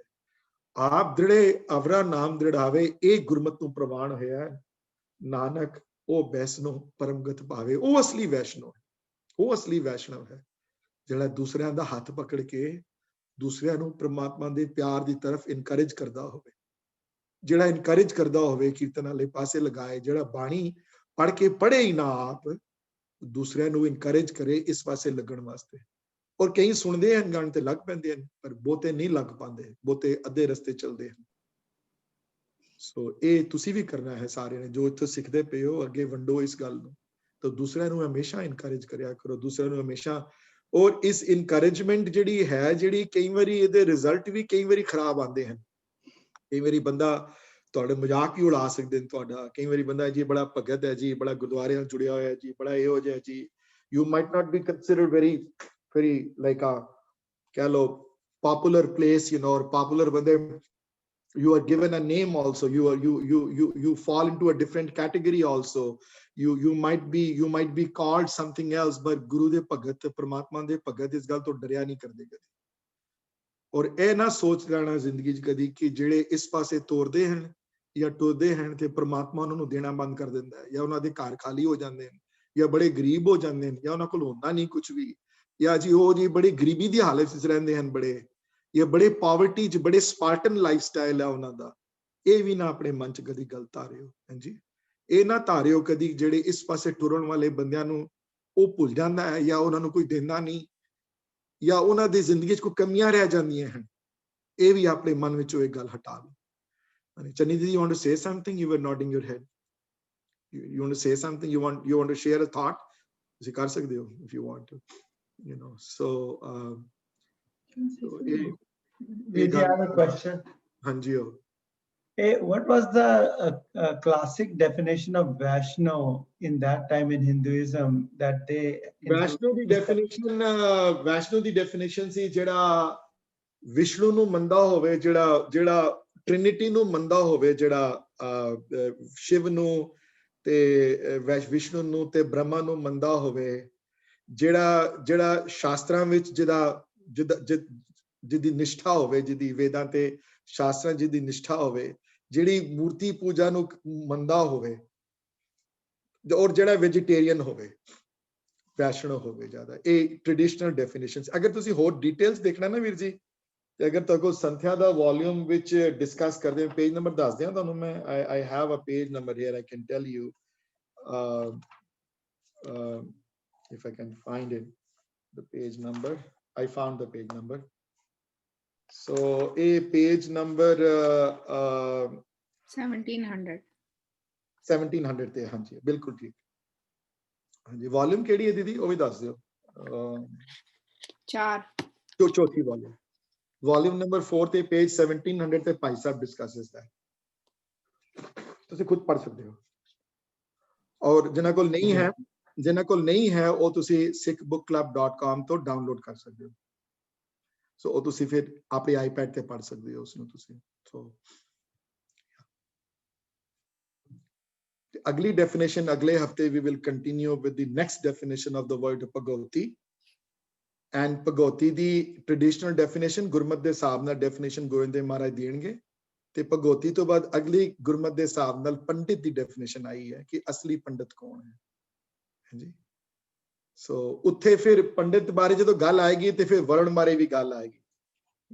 ਚੌ ਵਰਣਾ ਕੋ ਦੇ ਉਪਦੇਸ਼ ਨਾਨਕ, ਉਹ ਪੰਡਿਤ, ਉਸ ਪੰਡਿਤ ਕੋ ਸਦਾ ਆਦੇਸ਼ ਦੀ, ਕਿਉਂਕਿ ਉੱਥੇ ਪੰਡਿਤ ਬਾਰੇ ਗੱਲ ਆਈ ਹੈ ਤੇ ਵਰਣ ਬਾਰੇ ਗੱਲ ਆਏਗੀ ਜ਼ਰੂਰ, ਕਿਉਂਕਿ ਪੰਡਿਤ ਬ੍ਰਾਹਮਣ ਹਨ ਤੇ ਬ੍ਰਾਹਮਣ ਸਿਰਫ ਬ੍ਰਾਹਮਣਾਂ ਨੂੰ ਹੀ ਸਿਖਾ ਸਕਦੇ ਨੇ, ਵਿਦਿਆ ਕਿਸੇ ਹੋਰ ਨੂੰ ਦਿੱਤੀ ਨਹੀਂ ਜਾ ਸਕਦੀ। ਹਾਂਜੀ, ਤੇ ਜਾਂ ਫਿਰ ਖੱਤਰੀਆਂ ਨੂੰ ਸ਼ਸਤਰ ਵਿਦਿਆ ਦਿੱਤੀ ਜਾ ਸਕਦੀ ਹੈ, द्रोणाचार्य ने दी है महाभारत विच, if you notice that.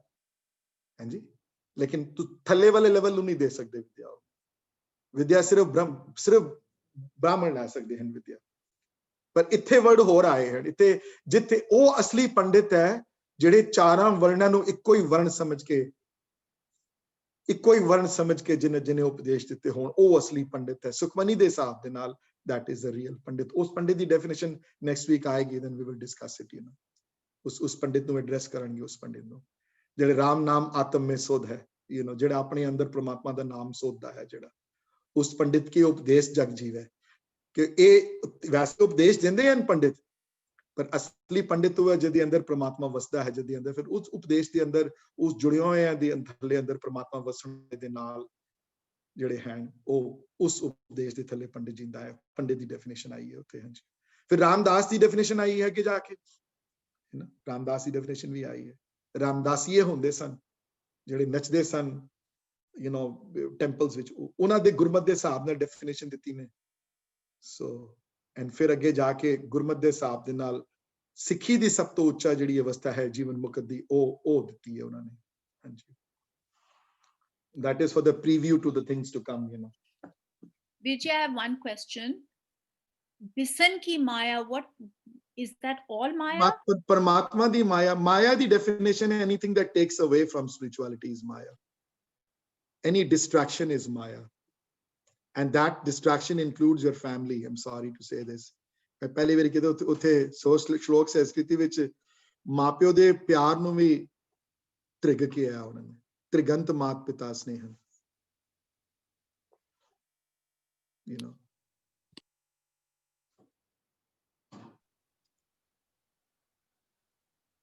Yeah, any questions on this before we end the class today? Any question, कोई thought होवे ਵੀਰ ਜੀ share कर लो। ਵੀਰ ਜੀ ਇਹਨੂੰ ਆਪਰੇਸ਼ਨਲਾਈਜ਼ ਕਰਨਾ ਬਹੁਤ ਮੁਸ਼ਕਿਲ ਹੈ, ਜਿਹੜਾ ਤੁਸੀਂ ਹੁਣ ਗੱਲ ਕੀਤੀ ਹੈਗੀ ਹੈ ਕਿ ਹੁਣ ਜਿਵੇਂ ਤੁਸੀਂ ਮਾਤਾ ਪਿਤਾ ਦੇ ਦੱਸਿਆ ਕਿ ਜਾਂ ਬੱਚਿਆਂ ਦੀ ਉਹਨੂੰ ਆਪਰੇਸ਼ਨਲਾਈਜ਼ ਮਤਲਬ ਉਹਨੂੰ ਐਕਚੁਅਲੀ ਇੰਪਲੀਮੈਂਟ ਕਰਨਾ is extremely it's not impossible, but you have to work at it ਨਾ, ਕਿ ਇਹ ਨਹੀਂ ਕਿ ਬੱਚੇ ਹੀ ਤੁਹਾਡੇ 24 hours a day ਤੁਹਾਡੇ ਜਾਂ ਤੁਹਾਡੇ grandchildren ਜਾਂ children ਹੀ ਤੁਹਾਡਾ ਟਾਈਮ ਲੈ ਜਾਣ, ਉਹ ਨਾ ਕਿਧਰੇ ਹੁੰਦਾ ਹੋਵੇ ਨਾ ਤੁਹਾਡੇ ਨਾਲ। you have to be strong enough to say ਕਿ ਨਹੀਂ ਯਾਰ ਮੈਂ ਅੱਧਾ ਘੰਟਾ ਹੋਰ ਵੀ ਕੁਝ ਲਗਾਉਣਾ ਹੈ, ਮੈਂ 24 ਘੰਟੇ ਨਹੀਂ ਆਪਣੀ ਫੈਮਿਲੀ ਦੇ ਮਨ ਚ ਰੁੱਝਿਆ ਜਾਣਾ। even though families, ਮਹਾਰਾਜ ਇਹ ਤੇ ਨਹੀਂ ਕਹਿੰਦੇ ਕਿ ਫੈਮਿਲੀ ਦਾ ਤਿਆਗ ਕਰੋ, ਉਹ ਇਹ ਤੇ ਨਹੀਂ ਕਹਿੰਦੇ ਕਿ ਮਾਪਿਆਂ ਨੂੰ ਤਿਆਗ ਦਿਓ, ਬੱਚਿਆਂ ਨੂੰ ਤਿਆਗ ਦਿਓ, ਕਹਿੰਦੇ ਨੇ ਕਿ ਬੈਲੈਂਸ ਚ ਆਪਣੀ ਜ਼ਿੰਦਗੀ ਬਿਤਾਓ। ਇਹ ਨਹੀਂ ਕਿ ਆਪਣੀ ਵਾਈਫ ਨਾਲ ਟਾਈਮ ਨਾ ਸਪੈਂਡ ਕਰੋ, ਆਪਣੀ ਹਸਬੈਂਡ ਨਾਲ ਟਾਈਮ ਨਾ ਸਪੈਂਡ ਕਰੋ, ਟਾਈਮ ਜ਼ਰੂਰ ਸਪੈਂਡ ਕਰੋ, ਪਰ ਕੁਝ ਟਾਈਮ ਆਪਣੇ ਗੁਰੂ ਵਾਸਤੇ ਵੀ ਰੱਖੋ। that's what the ਉਪਦੇਸ਼ is, that's what in line ਰਵੇ ਬੰਦਾ, out of line ਨਾ ਹੋਵੇ। ਇਹ ਵੀ ਨਹੀਂ ਕਿ ਸਾਰਾ ਟਾਈਮ ਉਧਰ ਗੁਰਦੁਆਰੇ 'ਚ ਬੈਠਾ ਰਹੇ ਤੇ ਘਰ-ਬਾਰ ਉਜੜ ਜਾਏ, ਉਹ ਵੀ ਅਲਾਉਡ ਨਹੀਂ। ਮਹਾਰਾਜ ਨੇ ਉਹ ਵੀ ਨਹੀਂ ਸਿਖਾਇਆ। ਇੱਕ ਹੋਰ ਸਾਖੀ ਆਂਦੀ ਹੈ ਭਾਈ ਨੰਦ ਲਾਲ ਦੀਆਂ ਗੱਲਾਂ ਯਾਦ ਆ ਰਹੀਆਂ ਨੇ ਮੈਨੂੰ। ਜਦੋਂ ਸੈਕੰਡ ਟਾਈਮ ਭਾਈ ਨੰਦ ਲਾਲ ਜਾਂਦੇ ਨਾ ਵਾਪਸ ਅਨੰਦਪੁਰ ਸਾਹਿਬ, ਤੇ ਹਲੇ ਪਤਾ ਨਹੀਂ ਹੁੰਦਾ ਗੁਰੂ ਮਹਾਰਾਜ ਨੂੰ ਉਹਨਾਂ ਬਾਰੇ ਜ਼ਿਆਦਾ, ਤੇ ਪਤਾ ਲੱਗਿਆ ਕਿ ਇਹ ਤੇ ਵਿਆਹੇ ਹੋਏ ਹਨ, ਇਹਨਾਂ ਦੇ ਬੱਚੇ ਵੀ ਹਨ, ਤੇ he gets upset with him ਕਿ ਤੁਸੀਂ ਇੱਥੇ ਕਿਉਂ ਬੈਠੇ ਹੋਏ ਹੋ, ਘਰ ਜਾਓ ਆਪਣੇ। ਸਿੱਖੀ ਕਮਾਣੀ ਇੱਥੇ ਅਨੰਦਪੁਰ ਬੈਠ ਕੇ ਸਿਰਫ ਸਿੱਖੀ ਕਮਾਣੀ ਨਹੀਂ ਹੈ, ਸਿੱਖ ਕਾਬੁਲ ਵਿੱਚ ਵੀ ਹਨ, ਤੇ ਸਿੱਖ ਢਾਕੇ ਵਿੱਚ ਵੀ ਹਨ, ਸਿੱਖ ਬਨਾਰਸ ਵਿੱਚ ਵੀ ਹਨ, ਸਿੱਖ ਪਟਨੇ ਵੀ ਬੈਠੇ ਹੋਏ ਹਨ, ਉਹ ਵੀ ਤੁਹਾਡੇ ਤੋਂ ਕਿਸੇ ਘੱਟ ਸਿੱਖ ਨਹੀਂ। ਉਹ ਵੀ ਸਾਖੀ ਆਉਂਦੀ ਹੈ। ਤੇ ਮਹਾਰਾਜ ਕਹਿੰਦੇ ਤੁਸੀਂ ਜਾਓ ਇੱਥੋਂ, ਤੁਸੀਂ ਆਪਣੇ ਘਰ ਜਾਓ, ਸੇਵਾ ਉੱਥੇ ਵੀ ਹੋ ਸਕਦੀ ਹੈ। ਮੈਂ ਨਾ ਹੋਵਾਂ, ਮੈਂ ਨਾ ਹੋ ਕੇ ਵੀ ਉੱਥੇ ਹੋਵਾਂ ਉੱਥੇ। ਸੋ ਜਾਂਦੇ ਹਨ ਫਿਰ ਘਰ ਇੱਕ ਵਾਰੀ ਵਾਪਸ ਆਪਣੇ, ਫਿਰ ਵਾਪਸ ਆ ਜਾਂਦੇ ਹਨ ਪਿਆਰ ਦੇ ਖਿੱਚੇ ਹੋਏ, ਫਿਰ ਚਾਹੁੰਦੇ ਹਨ। ਮਹਾਰਾਜ ਨੂੰ ਦੱਸਦੇ ਹਨ, ਇਹ ਸਿਖਾਣਾ ਸੀ ਨਾ ਕਿ ਇਹ ਨਹੀਂ ਹੈ ਕਿ ਆਪਣੀ ਫੈਮਿਲੀ ਕਿਰਤ ਕਰਨੀ ਹੈ, ਤੁਸੀਂ ਕਿਰਤ ਆਫਿਸ ਜਾਣਾ ਹੈ, ਕਿਰਤ ਕਰਨੀ ਹੈ, ਪੈਸੇ ਕੱਚੇ ਕਮਾਣੇ ਹਨ, ਲੇਕਿਨ ਪਰਮਾਤਮਾ ਨੂੰ ਭੁੱਲਣਾ ਨਹੀਂ, ਉਹਦੀ ਯਾਦ ਤਾਜ਼ਾ ਰੱਖਣੀ ਹੈ। ਇਹ ਬੈਲੈਂਸ ਬੰਦਾ ਕ੍ਰੀਏਟ ਕਰਦਾ ਹੈ, ਮੁਸ਼ਕਿਲ ਨਹੀਂ ਹੈ ਵਿੱਚ। Over the years I have learned myself to create that balance, and everybody you have to work at it, but you can learn how to balance that, ਵੀ ਇਹ ਗੁਰਦੁਆਰੇ ਦਾ ਟਾਈਮ ਹੈ, ਇਹ ਕੀਰਤਨ ਦਾ ਟਾਈਮ ਹੈ, ਇਹ ਕੀਰਤਨ ਸਿਖਾਉਣ ਦਾ ਟਾਈਮ ਹੈ, ਇੱਕ ਆਪ ਸਿੱਖਣ ਦਾ ਟਾਈਮ ਹੈ, ਇਹ ਜੋ ਕਲਾਸ ਪ੍ਰਿਪੇਅਰ ਕਰਨਾ ਉਹਦੇ ਵਾਸਤੇ ਮੈਂ ਟਾਈਮ ਕੱਢਣਾ ਹੈ, and then people at home and everybody, they know ਕਿ ਇਹ ਜੀ ਤੁਹਾਡਾ this time is for you, this time cannot be taken away. So it takes work, but it's possible, ਕੋਈ ਐਸੀ ਗੱਲ ਨਹੀਂ। ਇੱਕ ਵਾਰੀ ਤੁਸੀਂ ਕਿਹਾ ਸੀ ਕਿ 0 0 0 ਜਿੰਨੀਆਂ ਮਰਜ਼ੀ 0 ਲਾ ਲਓ, ਜਦੋਂ ਤੱਕ ਇੱਕ ਅੱਗੇ ਨਹੀਂ ਲਾਉਂਦੇ ਤੇ ਤੁਹਾਨੂੰ ਖੁਸ਼ੀ ਨਹੀਂ ਮਿਲ ਸਕਦੀ। Can you say that again? ਇਹ ਮੇਰੇ ਵਰਡ ਨਹੀਂ ਹੈ, ਸੰਤ ਬਾਬਾ ਅਤਰ ਸਿੰਘ ਹੋਰੀ ਕਿਹਾ ਕਰਦੇ ਸਨ, ਹਾਂਜੀ ਦੱਸੋ। ਸੰਤਾਂ ਦੇ ਬਚਨ ਕਿ ਬਾਕੀ ਜੇ ਕੁਝ ਕਮਾ ਵੀ ਲਿਆ ਜ਼ਿੰਦਗੀ ਵਿੱਚ, ਕੁਝ ਕਰ ਵੀ ਲਿਆ, ਜੇ ਉਹ ਨਾ ਮਿਲਿਆ ਅਗਰ, ਤੇ ਉਹ ਫਿਰ ਉਹ 0, ਮਤਲਬ ਕਿ ਜਿੰਨੀਆਂ ਮਰਜ਼ੀ ਮਟੀਰੀਅਲ ਪੋਜੀਸ਼ਨ ਬੰਦਾ ਲੈ ਲਵੇ, but ਜੇ ਉਹ ਏਕਾ ਨਾ ਮਿਲਿਆ ਅੱਗੇ, ਤੇ ਫਿਰ ਉਹ ਨਾ 0 ਦਾ ਮੁੱਲ ਤਾਂ ਹੀ ਪੈਂਦਾ ਹੈ ਜਦੋਂ 1 ਅੱਗੇ ਲਗਾਏ ਬੰਦਾ। ਸੰਤ ਕਹਿੰਦੇ ਹੁੰਦੇ ਸਨ ਗੱਲ, ਮੈਂ ਉਹਨਾਂ ਦੀ ਕਿਤਾਬ ਪੜ੍ਹ ਕੇ ਮੈਂ ਉੱਥੋਂ ਸਿੱਖਿਆ, ਮੇਰੇ ਆਪਣੇ ਵਰਡ ਨਹੀਂ ਹਨ ਜਾਂ ਮੇਰੀ ਆਪਣੀ ਸੋਚ ਨਹੀਂ, ਸੰਤ ਬਾਬਾ ਅਤਰ ਸਿੰਘ ਹੋਰੀ ਬੜਾ ਕਹਿੰਦੇ ਹੁੰਦੇ ਸਨ ਇਸ ਬਾਰੇ ਕਿ ਉਹ 0 ਲਗਾਈ, ਚਾਹੇ ਕਰੋੜਾਂ 0 ਲਗਾ ਲਵੇ ਨਾਲ, ਤੇ ਇਕੱਠੀ ਕਰੀ ਜਾਏ ਸਮਾਨ, ਤੇ ਜੇ ਏਕਾ ਨਾ ਲੱਗਿਆ ਨਾਲ, ਤੇ ਫਿਰ ਕੀ ਮੁੱਲ ਪੈਣਾ ਉਹਦਾ? ਲਾਸਟ ਵਿੱਚ ਤੇ ਕੋਈ ਮੁੱਲ ਨਾ ਪਿਆ ਨਾ ਉਹਦਾ। ਤੇ ਜੇ ਏਕਾ ਲੱਗ ਗਿਆ ਤੇ ਫਿਰ ਇੱਕ 0 ਦੀ ਵੀ ਬੜੀ ਮੁੱਲ ਹੈ, ਫਿਰ ਉਹ 10 ਤੇ ਬਣ ਗਿਆ ਨਾ ਘੱਟੋ ਘੱਟ।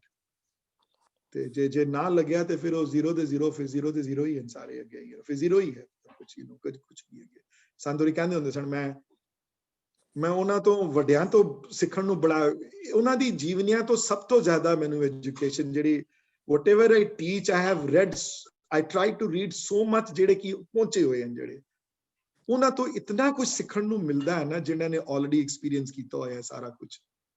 ਮੈਂ ਕਹਿਣ ਤੋਂ ਮੇਰੇ ਵਰਡ ਨਹੀਂ ਹਨ ਮੇਰੇ ਕੋਲ, ਜੋ ਉਹਨਾਂ ਸੰਤਾਂ ਕੋਲੋਂ, ਉਹਨਾਂ ਵੱਡਿਆਂ ਕੋਲੋਂ, ਜਿਨ੍ਹਾਂ ਨੇ ਇਹ ਚੀਜ਼ਾਂ, ਜਿਨ੍ਹਾਂ ਨੇ ਐਕਸਪੀਰੀਅੰਸ ਕੀਤੀਆਂ ਲਾਈਫ ਵਿੱਚ।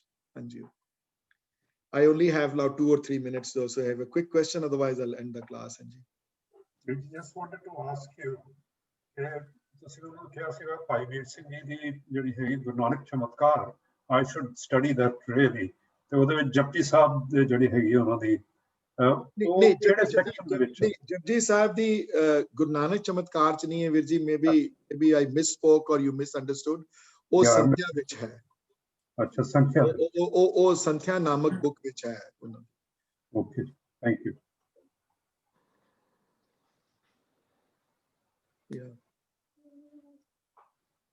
ਉਹ ਸੰਥਿਆ ਦੀਆਂ 7 ਵੋਲਿਊਮ ਹਨ।